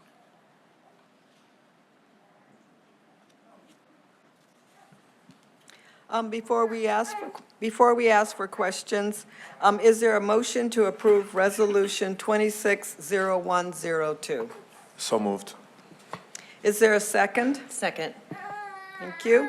It has been moved and second. Does anyone wish to comment, ask questions before we vote? JT? Yeah, thank you. Sorry, I turned my mic off there. Thank you so much, President Lewis. So, obviously, I moved to approve the resolution here, and it's going to be a yes vote for me. But I think these types of contracts are something that I'm quite intently focused on us thinking about in a broader context. This is continue to expand to the point of becoming an over $500 million contract with a company whose parent entity is actually based in Germany, not even in the United States, let alone in the state of Oregon. I think there are opportunities for us to work more directly with industry partners in a collaborative way to think about ways that we might be able to partner across I'm talking multi-decade periods of time to stand up some capacity for us to do work like this here in the state of Oregon. It sounds a little bit like an audacious and out there idea, but, it's hard for me to look at us spending this much money and seeing all of that money flowing out of our state in a moment where we desperately need money flowing into our state from a business perspective. So though I'm happy to vote yes on this today and understand the need for our system in this moment, understand the procurement implications of voting no, I want us to be more thoughtful about the way that we continue to think about major procurement decisions over 10, 20-year periods of time. Okay. Thank you, Director. Other, yes, Yeah, General Manager. Just want to tell Director Flowers, thank you. We've had a conversation both about rail and buses, and having work done in Oregon as well. So it's top of mind. We will continue to have that conversation. I do want to say to the board that execution of this modification will be contingent upon the successful completion of the pre-award by American Audit, which is currently in process. This modification also will extend the contract expiration to June 30th, 2034, and the budget for the additional LRVs will be included in the Maintenance Division's capital budget and is included in its request for FY27, and all future years will require. And it's funded through existing and future bonds as we move forward. So your approval of the resolution is recommended. Thank you, General Manager. At this time, all in favor of this resolution, say aye. Aye. Any opposed? Okay, hearing none, motion carries.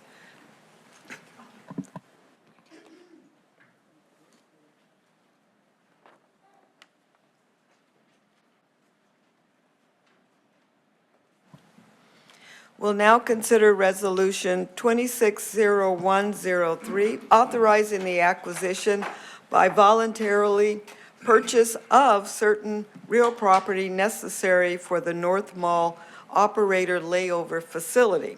General Manager, do you have any comments on this resolution? So President Lewis, members of the board, as you were briefed at last month's meeting, TriMet has a unique opportunity to acquire property that will allow us to meet an agreement that we made with the city of Portland in 2016. And that is to move our buses that lay over in Northwest Portland off the street near Union Station. Our staff closely evaluated 3 sites and consistently identified the former Greyhound bus terminal as the best site for the North Mall operator layover facility. When the team initially identified it as the best site, the land cost was extremely high, it's $35 million. In the last 5 years, as we all know, market conditions have changed significantly. With the assistance of broker Apex Real Estate Partners, TriMet has negotiated a purchase price of $7 million for the property, which is believed to be the fair market value and a reasonable price in the current market. That being said, the proposed transaction will be funded exclusively by the federal restricted account funds held by TriMet.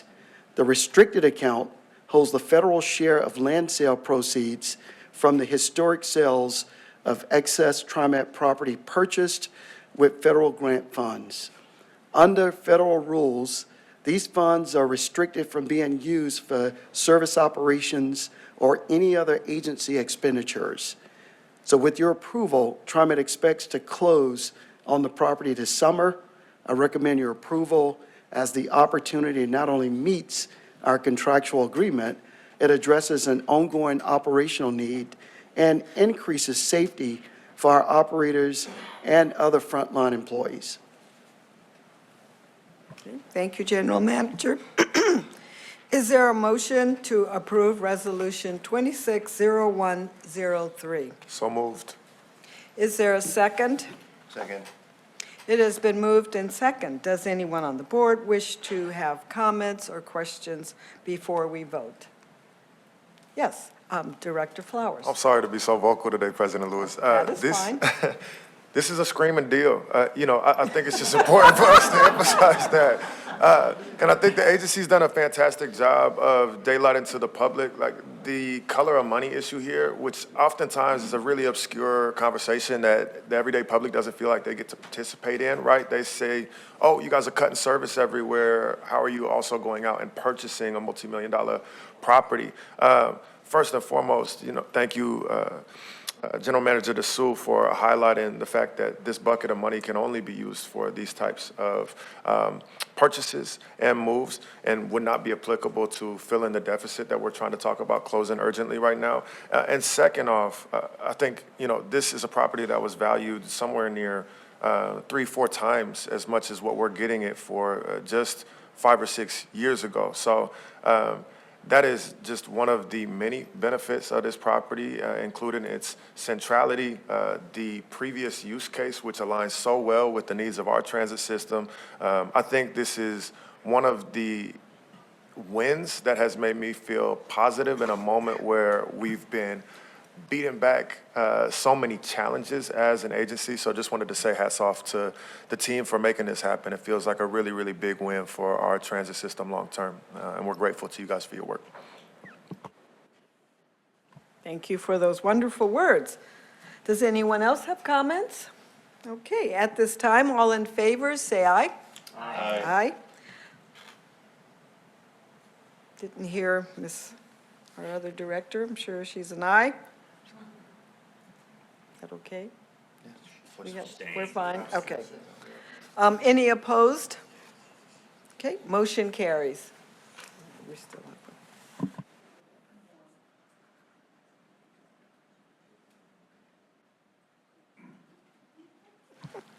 Okay, I will now request our General Counsel, Shelley Devine, to read ordinance number 380 by title only. Thank you, President Lewis. Ordinance number 380 of the Tri-County Metropolitan Transportation District of Oregon, amending Chapter 14 of the TriMet Code to revise the definition of net earnings from self-employment. This is the second reading. Thank you, Shelley. General Manager, following our second reading, do you have any comments on ordinance number 380?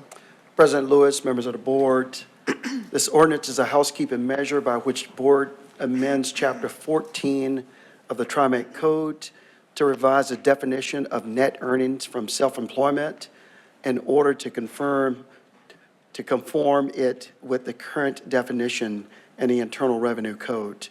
TriMet engages outside tax counsel Stoll Reeves LLP to review recent federal tax legislation, determine if there have been significant changes to the federal tax law that could affect TriMet's self-employment tax.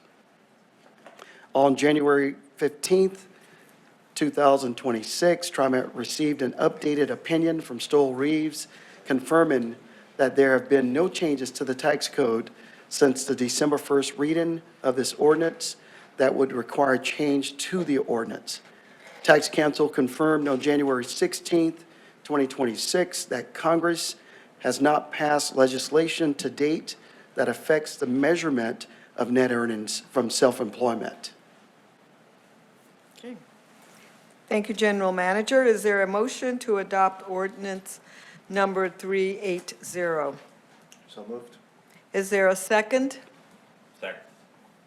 It has been moved and second that we adopt the ordinance. Do any members of the board have any questions or comments regarding ordinance 380 before we vote? Okay, just in time. We will now have a roll call vote on ordinance 380. I will ask General Counsel Devine to call the roll. Thank you, Madam Board President. We'll start with Director Graham. Aye. Director Kim. Yes. Director Frisbee. Yes. Director Kellogg. Aye. Director Flowers. Aye. And Director Lewis. Aye. The ordinance 380 passes unanimously. Thank you.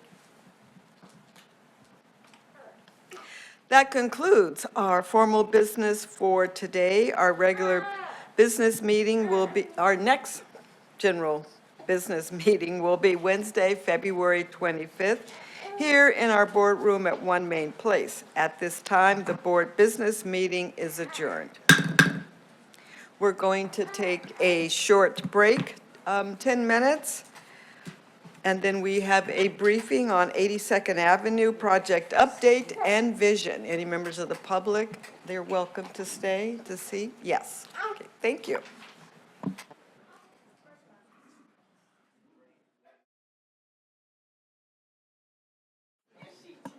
We will now have a board briefing on 82nd Avenue project update and vision. Folks, stop talking. Okay, that's okay. Okay. That's okay. No, that's fine. I know how to cut right on in. General Manager, do you have comments and some introductions this morning? Yeah, thank you, President Lewis and Board. We want to continue updating you on the progress of the 82nd Avenue project. Today, we have two presentations. The first is from TriMet staff, bringing you the latest, not only on our discussions around bat lanes, but also the latest on our hydrogen efforts as well. Also, we know that the transit project is just a small part of the vision for a renewed and revitalized 82nd Avenue. So today, we're going to hear from the City of Portland representatives sharing that grander vision of the corridor. But let's kick it off with our TriMet presentation. We're going to bring up Executive Director of Capital Delivery, Jamie Snook, Interim Director of Major Projects, Michael Kaiser, and our Interim Project Director, Jesse Stemler. And then after that, we'll hear from three speakers from the city, and I'll introduce at that time. So. Thank you. Thank you. Happy to be here. We have the 82nd Avenue project team here today to provide another update on the 82nd Avenue project. Things are moving quickly and progressing very nicely, so we're really excited to provide this update for you today. I'm going to hand it over to the team. Thank you, Jamie. Good morning, President Lewis, members of the board. My name is Jesse Stemler, Interim Project Director for the 82nd Avenue Transit Project. We're going to provide, as Jamie mentioned, a brief update on our project and the progress of the bat lane discussions and approach for the project. Next slide, please. But first, wanted to highlight a tour we were recently able to do on January 14th with Director Flowers, Director Frisbee, President Lewis, partners from the City of Portland, Clackamas County, and members of the TriMet executive team. It was really great to be able to be out on the corridor with board members. Really appreciated the time for those who could make that happen. We were able to see in real time the city improvements, the safety improvements that are happening right now in the corridor that the city partners will talk a little bit more about, and discuss those transit investments and those improvements that are come along with 82nd Avenue Transit Project, and have lots of great, meaningful conversations, hear questions, and talk about the complexities of the project. We are also had the opportunity to engage with community partners who we know will have an important role in this project and have really meaningful conversations, and to have board and executive team and our partners there for that was great. And we thank you for taking the time to make that trip. We look forward to future opportunities to meaningfully engage with the board out on the corridor or otherwise, and really, again, just appreciated the time. So thank you. Next slide, please. So as you know, our work today has been really focused around bat lanes on the corridor, and want to emphasize that we have heard the call to maximize bat lanes on the corridor. And the project team has been working with partners and our design team to explore approaches that deliver the greatest extent of bat lanes feasible on 82nd, while we continue to consider those concerns, the costs, the regulatory requirements that we know we must address. Simultaneously, the project is actively coordinating with our federal partner, ensuring we demonstrate project readiness for federal funding. The Policy and Budget Committee that's made up of project partner leadership, including our General Manager, DeSue, have been providing guidance along the way, and we look to this committee to help define our target for bat lanes during this next phase of design. So next slide, please. So in our approach, as I mentioned, our aim is to deliver the most bat lanes possible while addressing those concerns, considerations, and risks. As we progress 60% design, we are asking the Policy and Budget Committee to help us define a realistic target for bat lanes that addresses those risks, those challenges, and making sure that along the way, we're providing the information, making sure this committee is well-informed and having the information to provide this guidance. We're anticipating at our February 13th Policy and Budget meeting to get a recommendation, further guidance from this committee that will allow us to progress design and a bat lane approach. Next slide, please. As we seek to maximize bat lanes, we've identified some key risks, and those key risks are really in this central part of the corridor between Gleason and Foster. And they fall into two categories. There's regulatory risk associated with traffic congestion and diversion, and then there are cost risks. The highest risk, which I'll emphasize, we've identified is at 82nd and Powell, where bat lanes at this intersection result in projected traffic congestion and diversion well beyond ODOT thresholds, with mitigations resulting in possible widening of the intersection. Something we know that would be a significant cost. Design has told us in the neighborhood of 15 to 20 million, and has been highlighted as a community concern. So in the next slide, I'm going to describe the proposed design approach we've asked the Policy and Budget Committee to consider that addresses this high risk at 82nd and Powell and the other associated risks. So in our design approach, we are again looking to maximize bat lanes within the city of Portland, but drop specifically at the Powell and 82nd intersection due to the high risk to the project and resulting pronounced traffic congestion effect at the location. For all other regulatory risks and the cost risk, we would proceed with the ODOT design exceptions, and we would propose to retain flexibility to drop other segments of bat lanes if necessary to meet ODOT targets, or if we need to bring down costs to align with project budget. And then lastly, we propose that if faced with a choice between widening an intersection and removing bat lanes, our team recommends doing a targeted reduction of bat lanes rather than that widening of an intersection. This is the proposal we had put forth at the last Policy and Budget. We had some meaningful conversation, and we look forward to further discussion and guidance on this proposed approach from the Policy and Budget Committee again on February 13th. And that concludes the project update portion of the presentation. I'm happy to take any questions.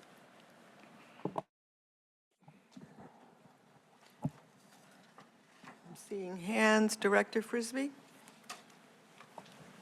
Thank you so much for this presentation. More so, thank you for all your work over the last couple months since our last update, but over the last many years. And the tour, I think, I don't know, a couple weeks ago, time doesn't matter, was great. So thank you. I appreciate this approach. I think I certainly have heard very clearly from community members about the interest in bat lanes, and bat lanes is a symbol of us committing everything we can to move buses and actually move people quickly up and down the corridor. And I think, so I feel like I'm doing the parent thing of like, and then also, but like, I know that your team is also working and thinking about far side boarding and in-lane boarding and level boarding and all, and obviously transit signal priority are all the things. And so I just want to make sure you know that we know you're working on that and we support that and appreciate it too. I am interested, I was going back through ODOT's 2023 strategic plan, where the OTC specifically directs them to move away from level of service as a metric and to move towards a more multimodal approach to performance. And was sort of realizing that had gotten lost in this conversation. And so has there been any discussion from ODOT execs of how that direction is being incorporated in the way they're showing up here? Or is this something that the OTC is tracking in terms of implementing their own direction? I can start, and I can only speak really from the staffing perspective, because those are the individuals that I'm interacting with most often. And so really the conversations we are having are really around those vehicle capacity thresholds that are baked into their highway design manual, and is really the thing that we are using and is the metric that they're holding to.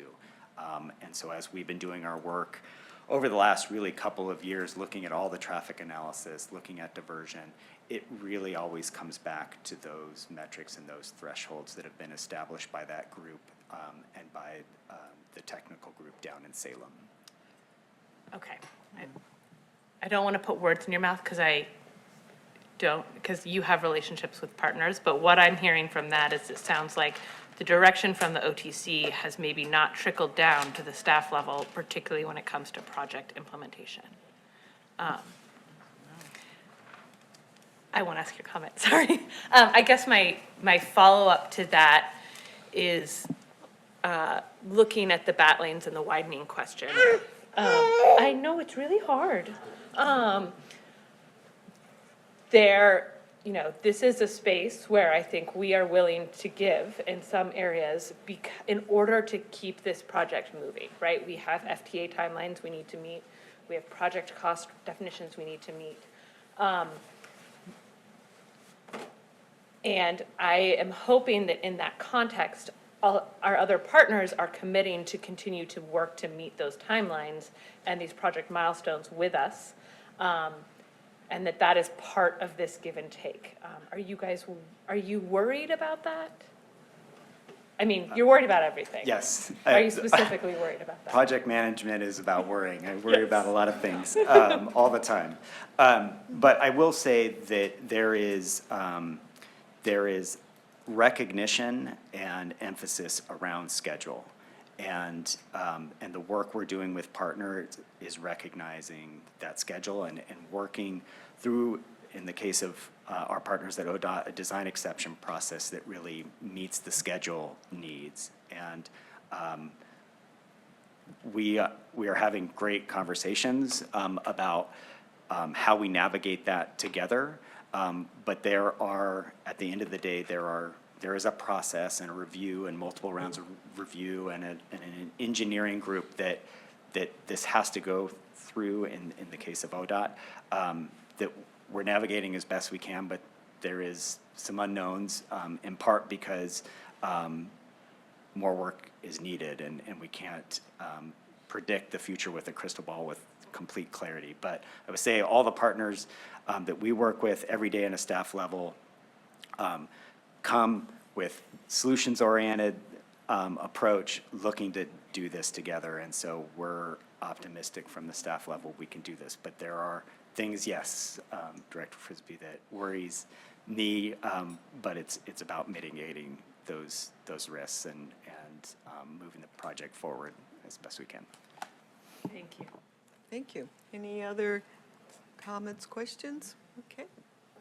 Back to you, General Manager. All right, well, thank you, guys.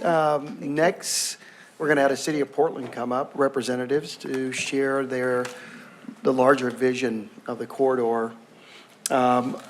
Also, Kristen Hall is here. She's the Planning and Project Delivery Group Director at Portland Bureau of Transportation. Lisa Wolf, Director of Development and Investment at Prosper Portland. And then Ryan Singer, Principal Planner, Bureau of Planning and Sustainability. So I'll turn it over to you guys. Welcome. Welcome. Good morning. I'm Ryan Singer. I'm the Principal Planner for Long Range Planning and Urban Design at BPS for the City of Portland. I'm here to talk a little bit about the vision and sort of land use on 82nd Avenue. If we could go to the next slide, please. Do I control it here? No. Okay. Okay. So 82nd Avenue is a designated civic corridor in the city's comprehensive plan. These corridors are the busiest, widest, and most prominent streets in the city. The comprehensive plan directs us to have these corridors be have transit supportive densities for housing, commerce, and employment. And that really means development in the mid-rise 4, 5, 6 story scale. They are also supposed to have abundant trees and high-quality landscaping and be safe for all types of transportation. So if we could go to the next slide. So that's the vision for the corridor, thinking about how we implement that vision. So we have the comprehensive plan, and I'll speak a little bit to the zoning in the area a bit later. But then also as part of that, there's safety and maintenance work that PBOT is undertaking, and Kristen will speak to that, as well as some greenway projects that PBOT has. And then this is also a new TIF district, and TIF districts are another way that we implement the comprehensive plan, and Lisa Abwoff from Prosper Portland is here to speak to that as well. So I'll go to the next slide. So the comprehensive plan implementation is a lot of the land use is implemented by the zoning map. So the zoning map designations along the corridor allow for much of the corridor mixed use, mid-rise, 4 to 6 story buildings are allowed. Recent development has been in the neighborhood centers, places like the Jade District and Lentz, and across at the major crossing streets, specifically Division. There are some pockets of employment EG zones that are along the corridor, and those do not permit housing, and they do have some limits on the commercial uses allowed there. There are also, just historically, this is an area that has a lot of older retail shopping centers that perhaps are starting to outlive their sort of useful life. And we think that there are some opportunities to leverage and redevelop those sites to advance the city's vision and goals for the corridor. So I'll talk a little bit about that as well. So if we go to the next slide. The planning context here, just more strategically thinking about the comp plan alignment between the centers and the transit. So we have Roseway, Monteville, Jade District, and Lentz. Those are all centers. Some of them are seeing development or have seen development, and others perhaps are sort of in the wings. 82nd Avenue, the Green Line Max Station area is also an opportunity, and I know TriMet has made some significant investments there. Just broadly, we'd like to align the zoning with the transit investments to support the housing and have complete neighborhoods. And we're looking to do some analysis, especially of the housing along the corridor, and looking for housing opportunities along the corridor for that. And then also we'll work with Prosper and the TIF action plans to ensure that the goals of the action plans are sort of in alignment, or the zoning is supporting those goals, and we may do some strategic changes there. If we can go to the next slide. But on our plate right now, we have some future planning efforts, a corridor-wide housing opportunities analysis. This was part of a 82nd Avenue development strategy. It was also in the housing production strategy for the city to do this targeted analysis of the corridor, really looking at what are the needs for housing in the future along the corridor, and where are the opportunities? What sites are prime for development? Where could some zoning perhaps changes could support development? And then we're also working with the community to develop a conceptual master plan for Eastport Plaza. This is a Metro 2040 grant that we partnered with the 82nd Avenue Coalition to pursue, and we received it, and so we're going to be looking at that site specifically to look at how to integrate housing, support the economic development, and retain some of those businesses. One of the things about 82nd Avenue is it has a pretty lively and healthy business environment currently, and so we want to make sure that we're supporting those businesses that are on the site.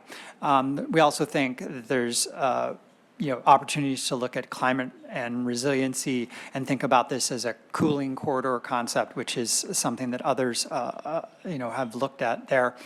And we want to make sure that whatever comes out of this is implementable. So we're really thinking about this in terms of doing feasibility analysis, both from infrastructure and sort of what can work, but also thinking about how public and private financing strategies can realize what's happening there. And I'll just also say that the owners of the Eastport Plaza have been engaged in this and were part of the group that we've met with when we applied for the grant. So we can go to the next slide. And that's Kristen. Hi, I'm Kristen Hull from the Portland Bureau of Transportation, and I'm going to talk for just a minute about some of the other transportation improvements that we are already making and will continue to make alongside of TriMet's investment in the corridor. With our first round of funding, which has to be spent by the end of calendar 2026, so we're well on our way, we are making investments in safety and maintenance. We're updating all of the street lighting in the corridor, adding street trees, both with our money from ODOT and some help from the Portland Clean Energy Investment Fund, improving intersections and signal timing, rebuilding signals, building new pedestrian crossings. We're particularly proud of building 14 new crossings by the end of calendar 2026, which is a really important safety investment. We are repaving 2 miles of the corridor, adding medians to address safety. Median treatments are a really important part of protecting pedestrians in the corridor. We are committed to completing all of the corner ramps to provide accessibility throughout the corridor, and are doing a big chunk of those with this first investment, and doing speed and safety cameras. Next slide. We will be following that with phase 2 investments that we will be coordinating with the TriMet project. So that's more trees and sidewalk reconstruction, more 6 new or enhanced traffic signals, more new pedestrian crossings to improve access to transit and crossing of the street overall, additional repaving to get to repaving in the entire corridor, more of those median treatments to address pedestrian safety, and again, completing our commitment to complete accessibility corner ramps throughout the whole corridor. Next slide. In addition to what we're doing on 82nd itself, we have committed to improving the parallel bike network, looking at the north-south greenways within a quarter mile of 82nd, and safe bicycle treatments to cross 82nd Avenue, so those correlate with some of those crossings I talked about. So we will be making sure that we have a complete 80s and 90s greenway to provide good bicycle accessibility north-south and those connections across the corridor using the bike ladder concept that was in our recently adopted 82nd Avenue plan. With that, I'll hand it to Lisa. Thanks, Kristen. Good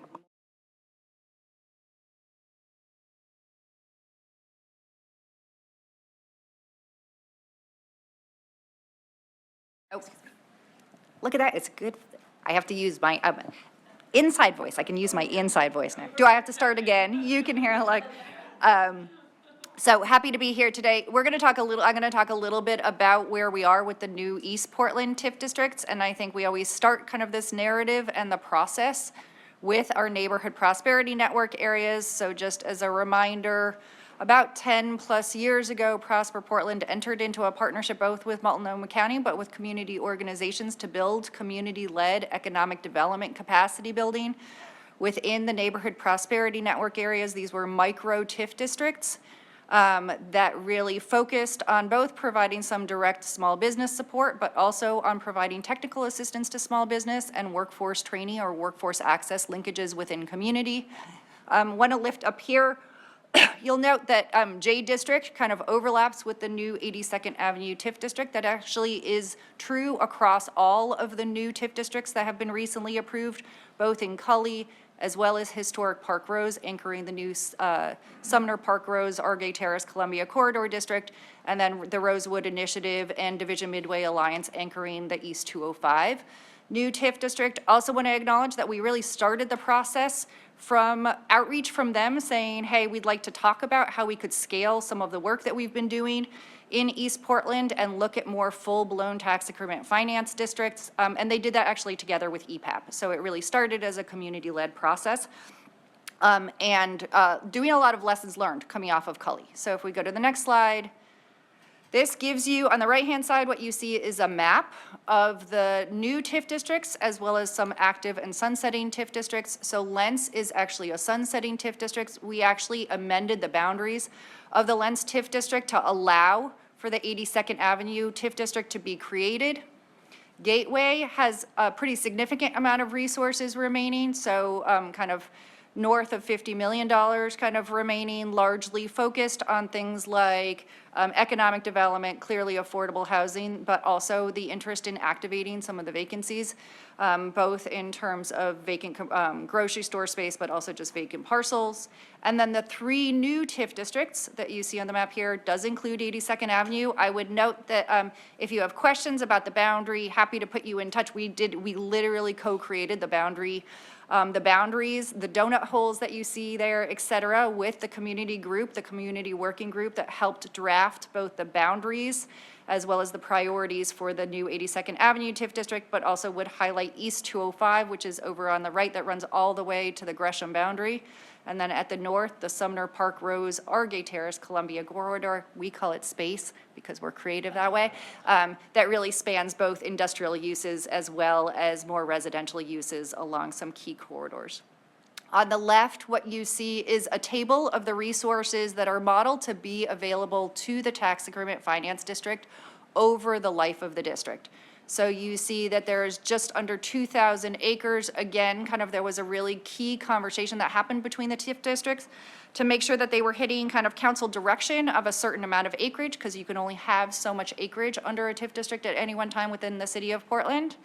And then they also identified key priorities for investment. What you see here is about 40% going to economic and urban development for things like small business assistance, but also for all arts, culture, and signage. I know some of you are familiar with our community livability grant. That also goes out to support nonprofits, as well as some of the infrastructure improvements that we often do either in partnership with PBOT or our Portland Parks and Recreation partners. And then last but not least, would also highlight this is not an initiative that Prosper is doing alone. We are doing it with the Portland Housing Bureau. There is a requirement that across all TIF districts in the city of Portland, 45% is set aside for affordable housing. Happy to answer questions there, but would also direct you kind of connecting with some of our housing partners over at the Portland Housing Bureau.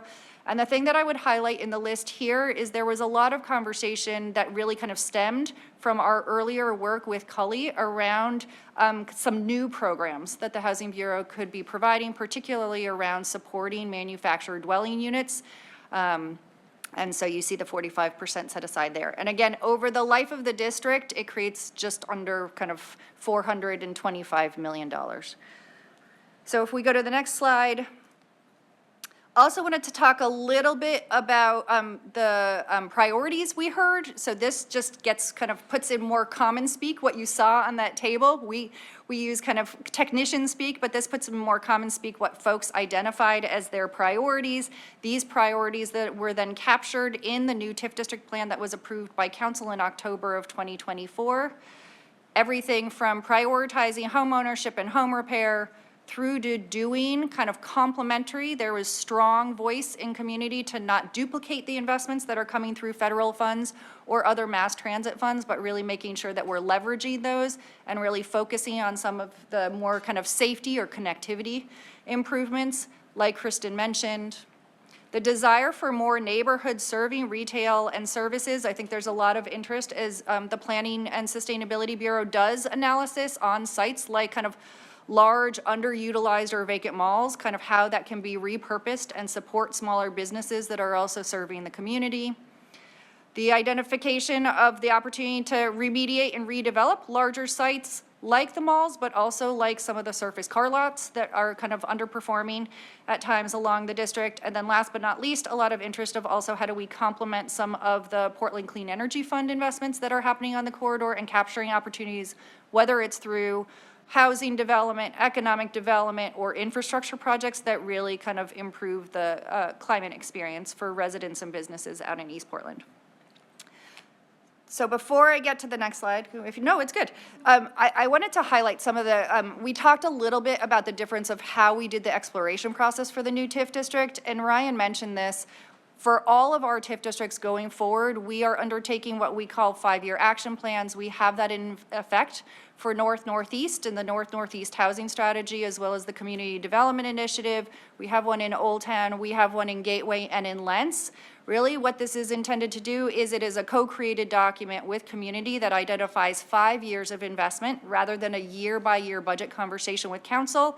It will take kind of these concepts that came out of the exploration process and actually put them into tangible investments that community wants to see for the next 5 years.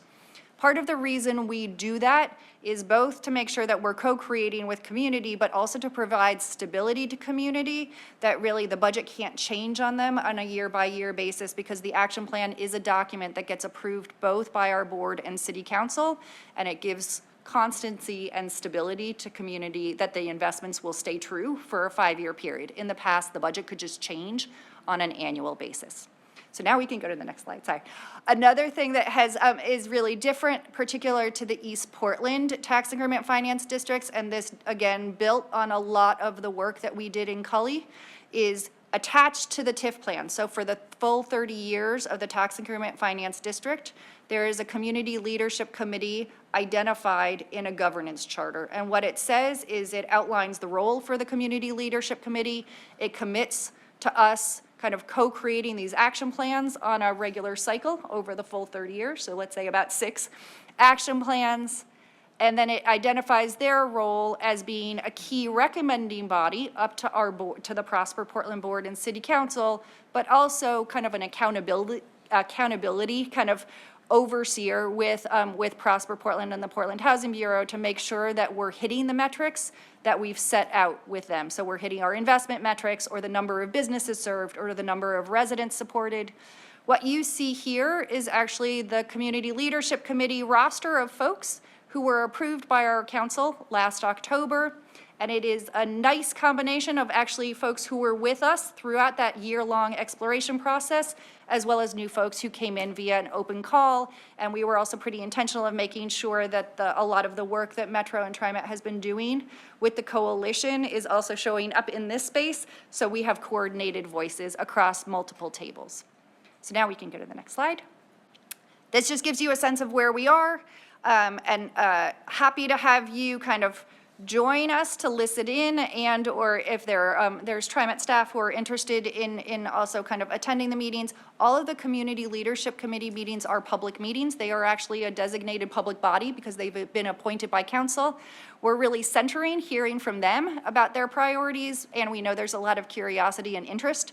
So encourage you to listen in, or kind of have staff kind of listen in to make sure that we're tracking both on the economic development and housing side together with transit. The CLCs all of the CLCs across East Portland actually had a joint kickoff between December and January. They really want kind of coordination across East Portland, so we did a joint kickoff. They will now move into their individual community leadership committee meetings where they start to draft kind of their action plans. The goal of those action plans is to complete that work by late 2026. It would then go to the Prosper Portland Board and ultimately City Council for approval. And also wanted to note, when we actually, when the full set of the 6 new TIF districts, so 3 for East Portland and 3 in the Central City, got approved by council, they also tasked the Portland Housing Bureau to review the set-aside policy in parallel with taking a look at the new action plans and to bring back recommendations to council by the end of this calendar year. So with that, I think that's the end of the presentation. Happy to take questions, or, oh, I hand it back to you. Who do I hand it to?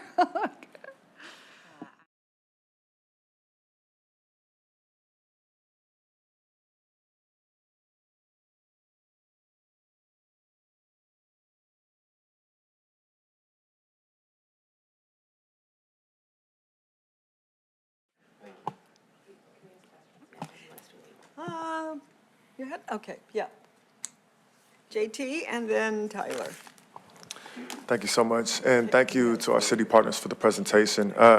Just a quick, I think, offer of our time and services as board members. You know, if there's anything that we can do working in partnership with the agency to make sure that these CLCs are properly briefed on the 82nd Avenue project and able to meaningfully integrate that into their long-term planning for their districts, we would be here for that, even if it's just regular participation in some of those meetings from members of the board or members of TriMet staff. So just want to extend that offer. I'm sure it's something that you guys have already thought about, but would love to be participants in those conversations if there's openness. Thank you. First of all, thank you so much for your presentations. It's lovely to see all of you. And I just wanted to take a moment to acknowledge that this sort of coordinated group effort is so representative of how we have to move forward on these projects. I think as board members, we hear, you know, I would say about half of my comments that I get around 82nd are about what's the development, what's the housing, when are we getting the trees, things that are outside the scope of our strictly transit project. And it is a reminder that the people who are living, working, walking, biking, catching the bus, driving, they are not thinking about what parts of these projects belong to any agency. And so thank you for working with us, for being partners in this effort. And it's exciting. I was just thinking that Southwest Corridor was sort of the first, with the equitable development strategy, was sort of the first coordinated approach on that work. And it's nice to see it come forward in a project that we're going to build. So thank you. And I also want to echo Director Flowers' comment. Any way that we can be helpful, please, we're here. We are here to be in service to you as well as to the people in the community. Lisa, I'm wondering if I can give you a soapbox for like a little minute, which is, yeah. You know, I think there's been a lot of great work, and obviously the answer is build more housing when you're talking about how do you make sure that transit investments support the folks who are living along the corridor now. And the answer is make sure the housing stays affordable. From looking at the commercial activity along the corridor and acknowledging the reality of commercial activity is that there are businesses that can be in one place and stay there for 140 years, and there are businesses that's like the market exists in a way that they're not going to be there regardless of what happened, how government acts or doesn't act. How do you think about, just from a philosophical perspective, our role in supporting those businesses so that these investments help them? Can you just soapbox? Yeah, no, it's a good question. And by these investments, just because it becomes, I guess I'm going to give you the conversation that we've had both in Cully and in East Portland is acknowledging kind of the past harms done and impacts in places kind of including northeast, where you had upzoning, you had mass transit, and you had TIF all coming in at once. because I think there were a lot of good early intentions of saying we're going to place investment into existing businesses and residents, but that's not actually the way that the dollars ended up flowing or the sequence of investments ended up flowing. They all went largely to kind of a regional improvement. Is there in the TIF plan, it actually talks about intentional sequencing of investments, where you start with investing in existing residents and existing small businesses to stabilize them, particularly on the economic development side. It's why the Neighborhood Prosperity Network partners and having on-the-ground capacity and kind of an entity who can support businesses in real time becomes really important. To invest in that infrastructure and kind of the businesses and the residents who are there now, and then come in with larger moves. And in general, you'll also see that the TIF district plans actually restrict the amount going to infrastructure at differing degrees. Actually, 82nd Avenue has a larger allocation than East 205 or Space does, with an acknowledgement that folks really want to see these dollars prioritized to economic and urban development and housing relative to infrastructure. They don't want to preclude infrastructure, but they want to see it kind of serve the community development they want to see rather than kind of lead the community development. So sequencing and making sure that we're kind of prioritizing economic, urban development and housing. Yeah. Any other questions? Seeing none. General Manager? Kristen, Lisa, Ryan, thank you guys for being here. Really appreciate that. Thank you. Okay, Board, in our final report, we're going to give you the latest on hydrogen, on our hydrogen efforts. So we have our Chief Strategy Officer, Claire Corey, and also our Executive Director of Public Access and Innovation, John Gardner.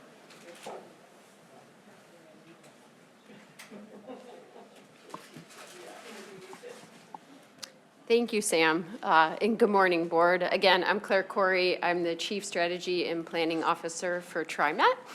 John and I just have a very few quick slides for you today. So next slide, please. Oh, okay. So as the teams talked about today, to support the 82nd Avenue project, a very small cross-agency team of us conducted site visits to 5 peer agencies over just 2 days, just a few weeks ago. And these visits provided firsthand exposure to established fuel cell bus operations and the maintenance, fueling, safety, and operational requirements associated with hydrogen infrastructure and high-voltage vehicle systems. A major reason, as you can imagine, for these visits is that this is still an emerging technology and very highly specialized. So the more that we can learn in advance and prepare and plan, as we always like to do, the better off that we're going to be when we roll out this technology and build it into our fleet.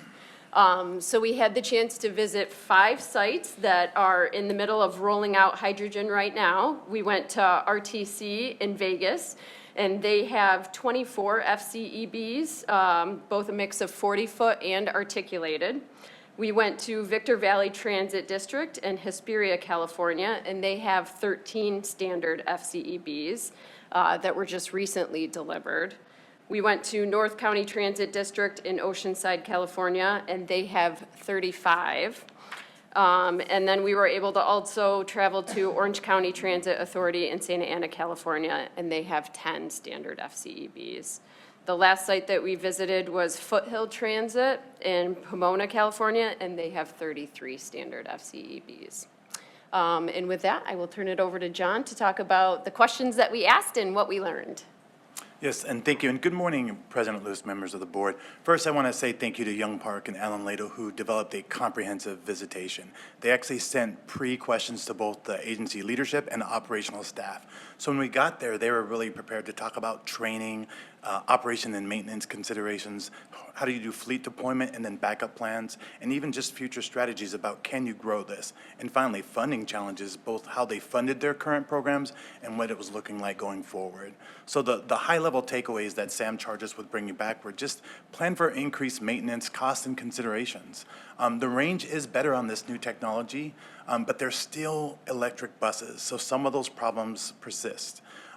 Many of the safety issues related to lighter than air gas is something new for TriMet, so it's going to require formal training. But luckily, we have some federal grants to do both community workforce development and internal incumbent training.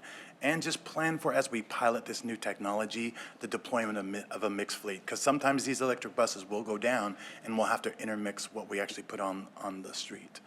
So what's happening now is Sam's charged the team with basically integrating all these lessons into our operational strategy for this pilot to make sure that our eyes are completely open as we deploy these vehicles and that we have the redundancies in place to make sure this pilot is successful.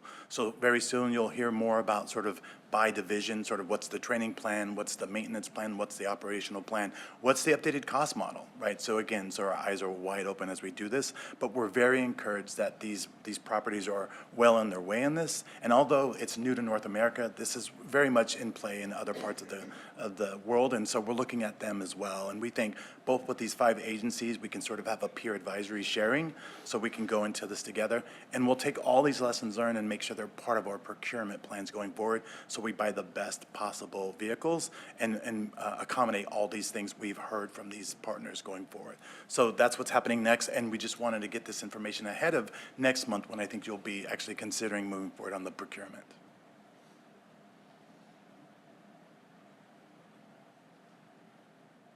Any questions?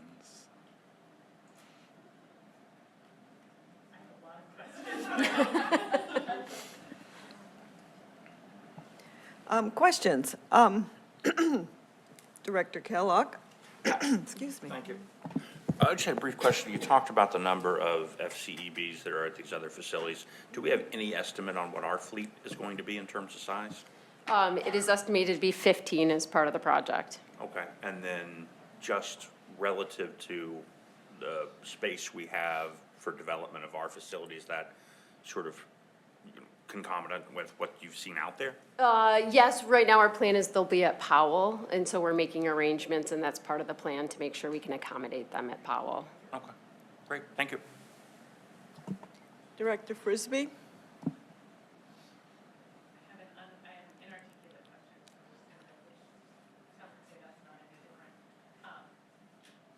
You, baby brain.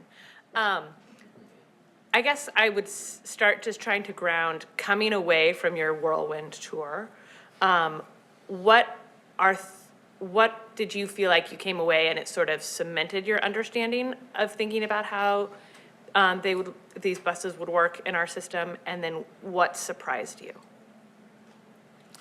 I can start with a surprise. The surprise was the training, which we've been looking at for quite a while.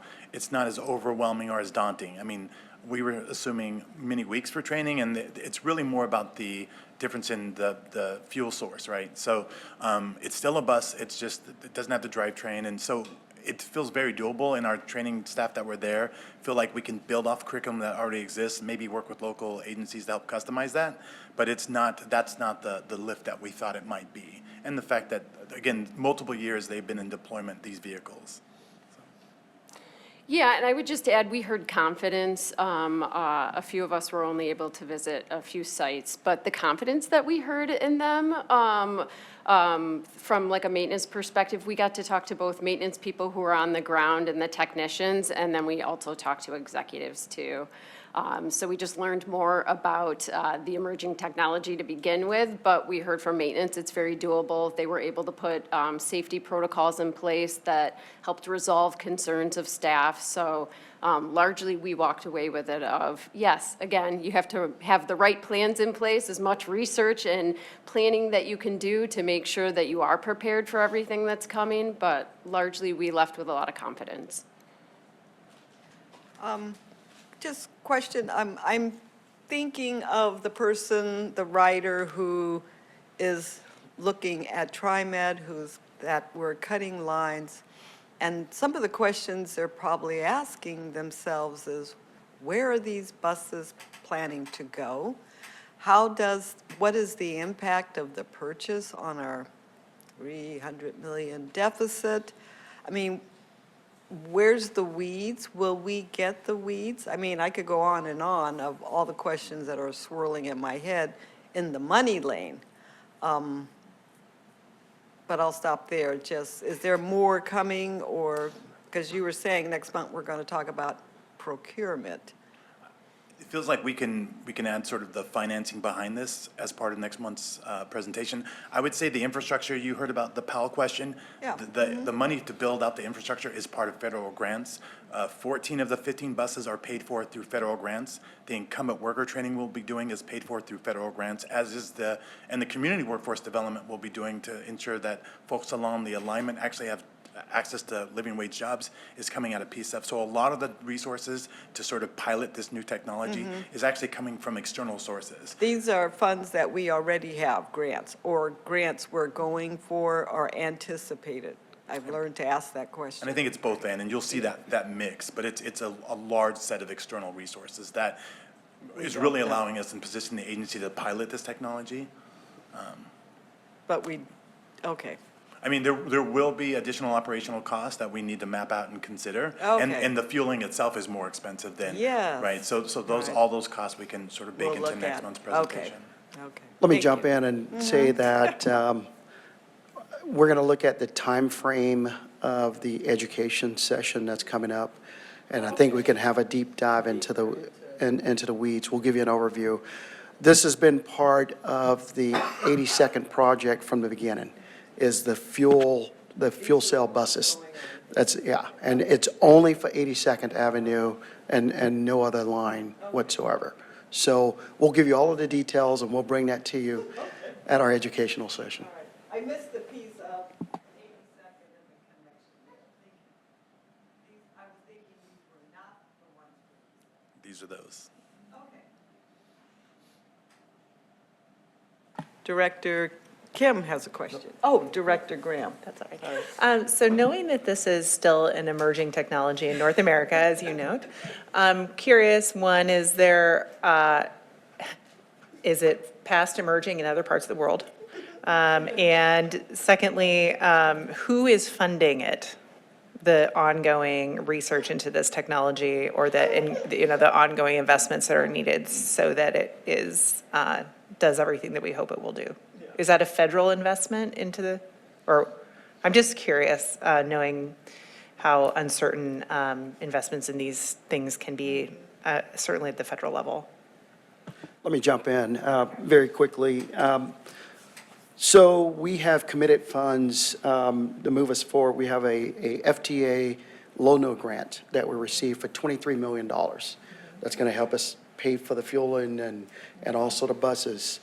We've had ODOT that provide a carbon reduction program of $3 million. The city of Portland has provided $16 million on this here. The region flexible funds is $28 million for the entire project. PSEF, which is the Portland Clean Energy Fund, they're paying $49.5 million, so they're paying for the buses that we're gonna bring in on this. So it's a regional pitch for us to move forward here. And all of the commitment is tied to zero emissions deployment on the corridor delivery. Did I not? Okay, so what was it? What was the other part? I can ask you the education. I was Okay. actually just asking about the technology and how that is getting developed and who's investing in it, but. Got it. I can ask it. And Director Graham, we can go into greater detail, but even here in the Portland metro area, Intel actually produces hydrogen on site. Toyota and Hyundai are actually producing hydrogen vehicles. Hyundai has 1,000 hydrogen fuel cell buses. So they're a mix of both their government subsidies, but also obviously as our federal wax and wane. So we can incorporate that into next month's presentation as well. Or the education session. Yeah, that's what I meant, the education session. Thank you. Yeah, we'll bring in some key stakeholders.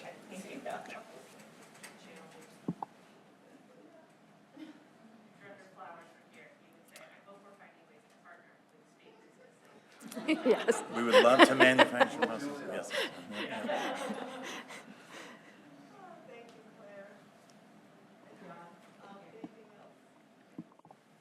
That ends our presentation.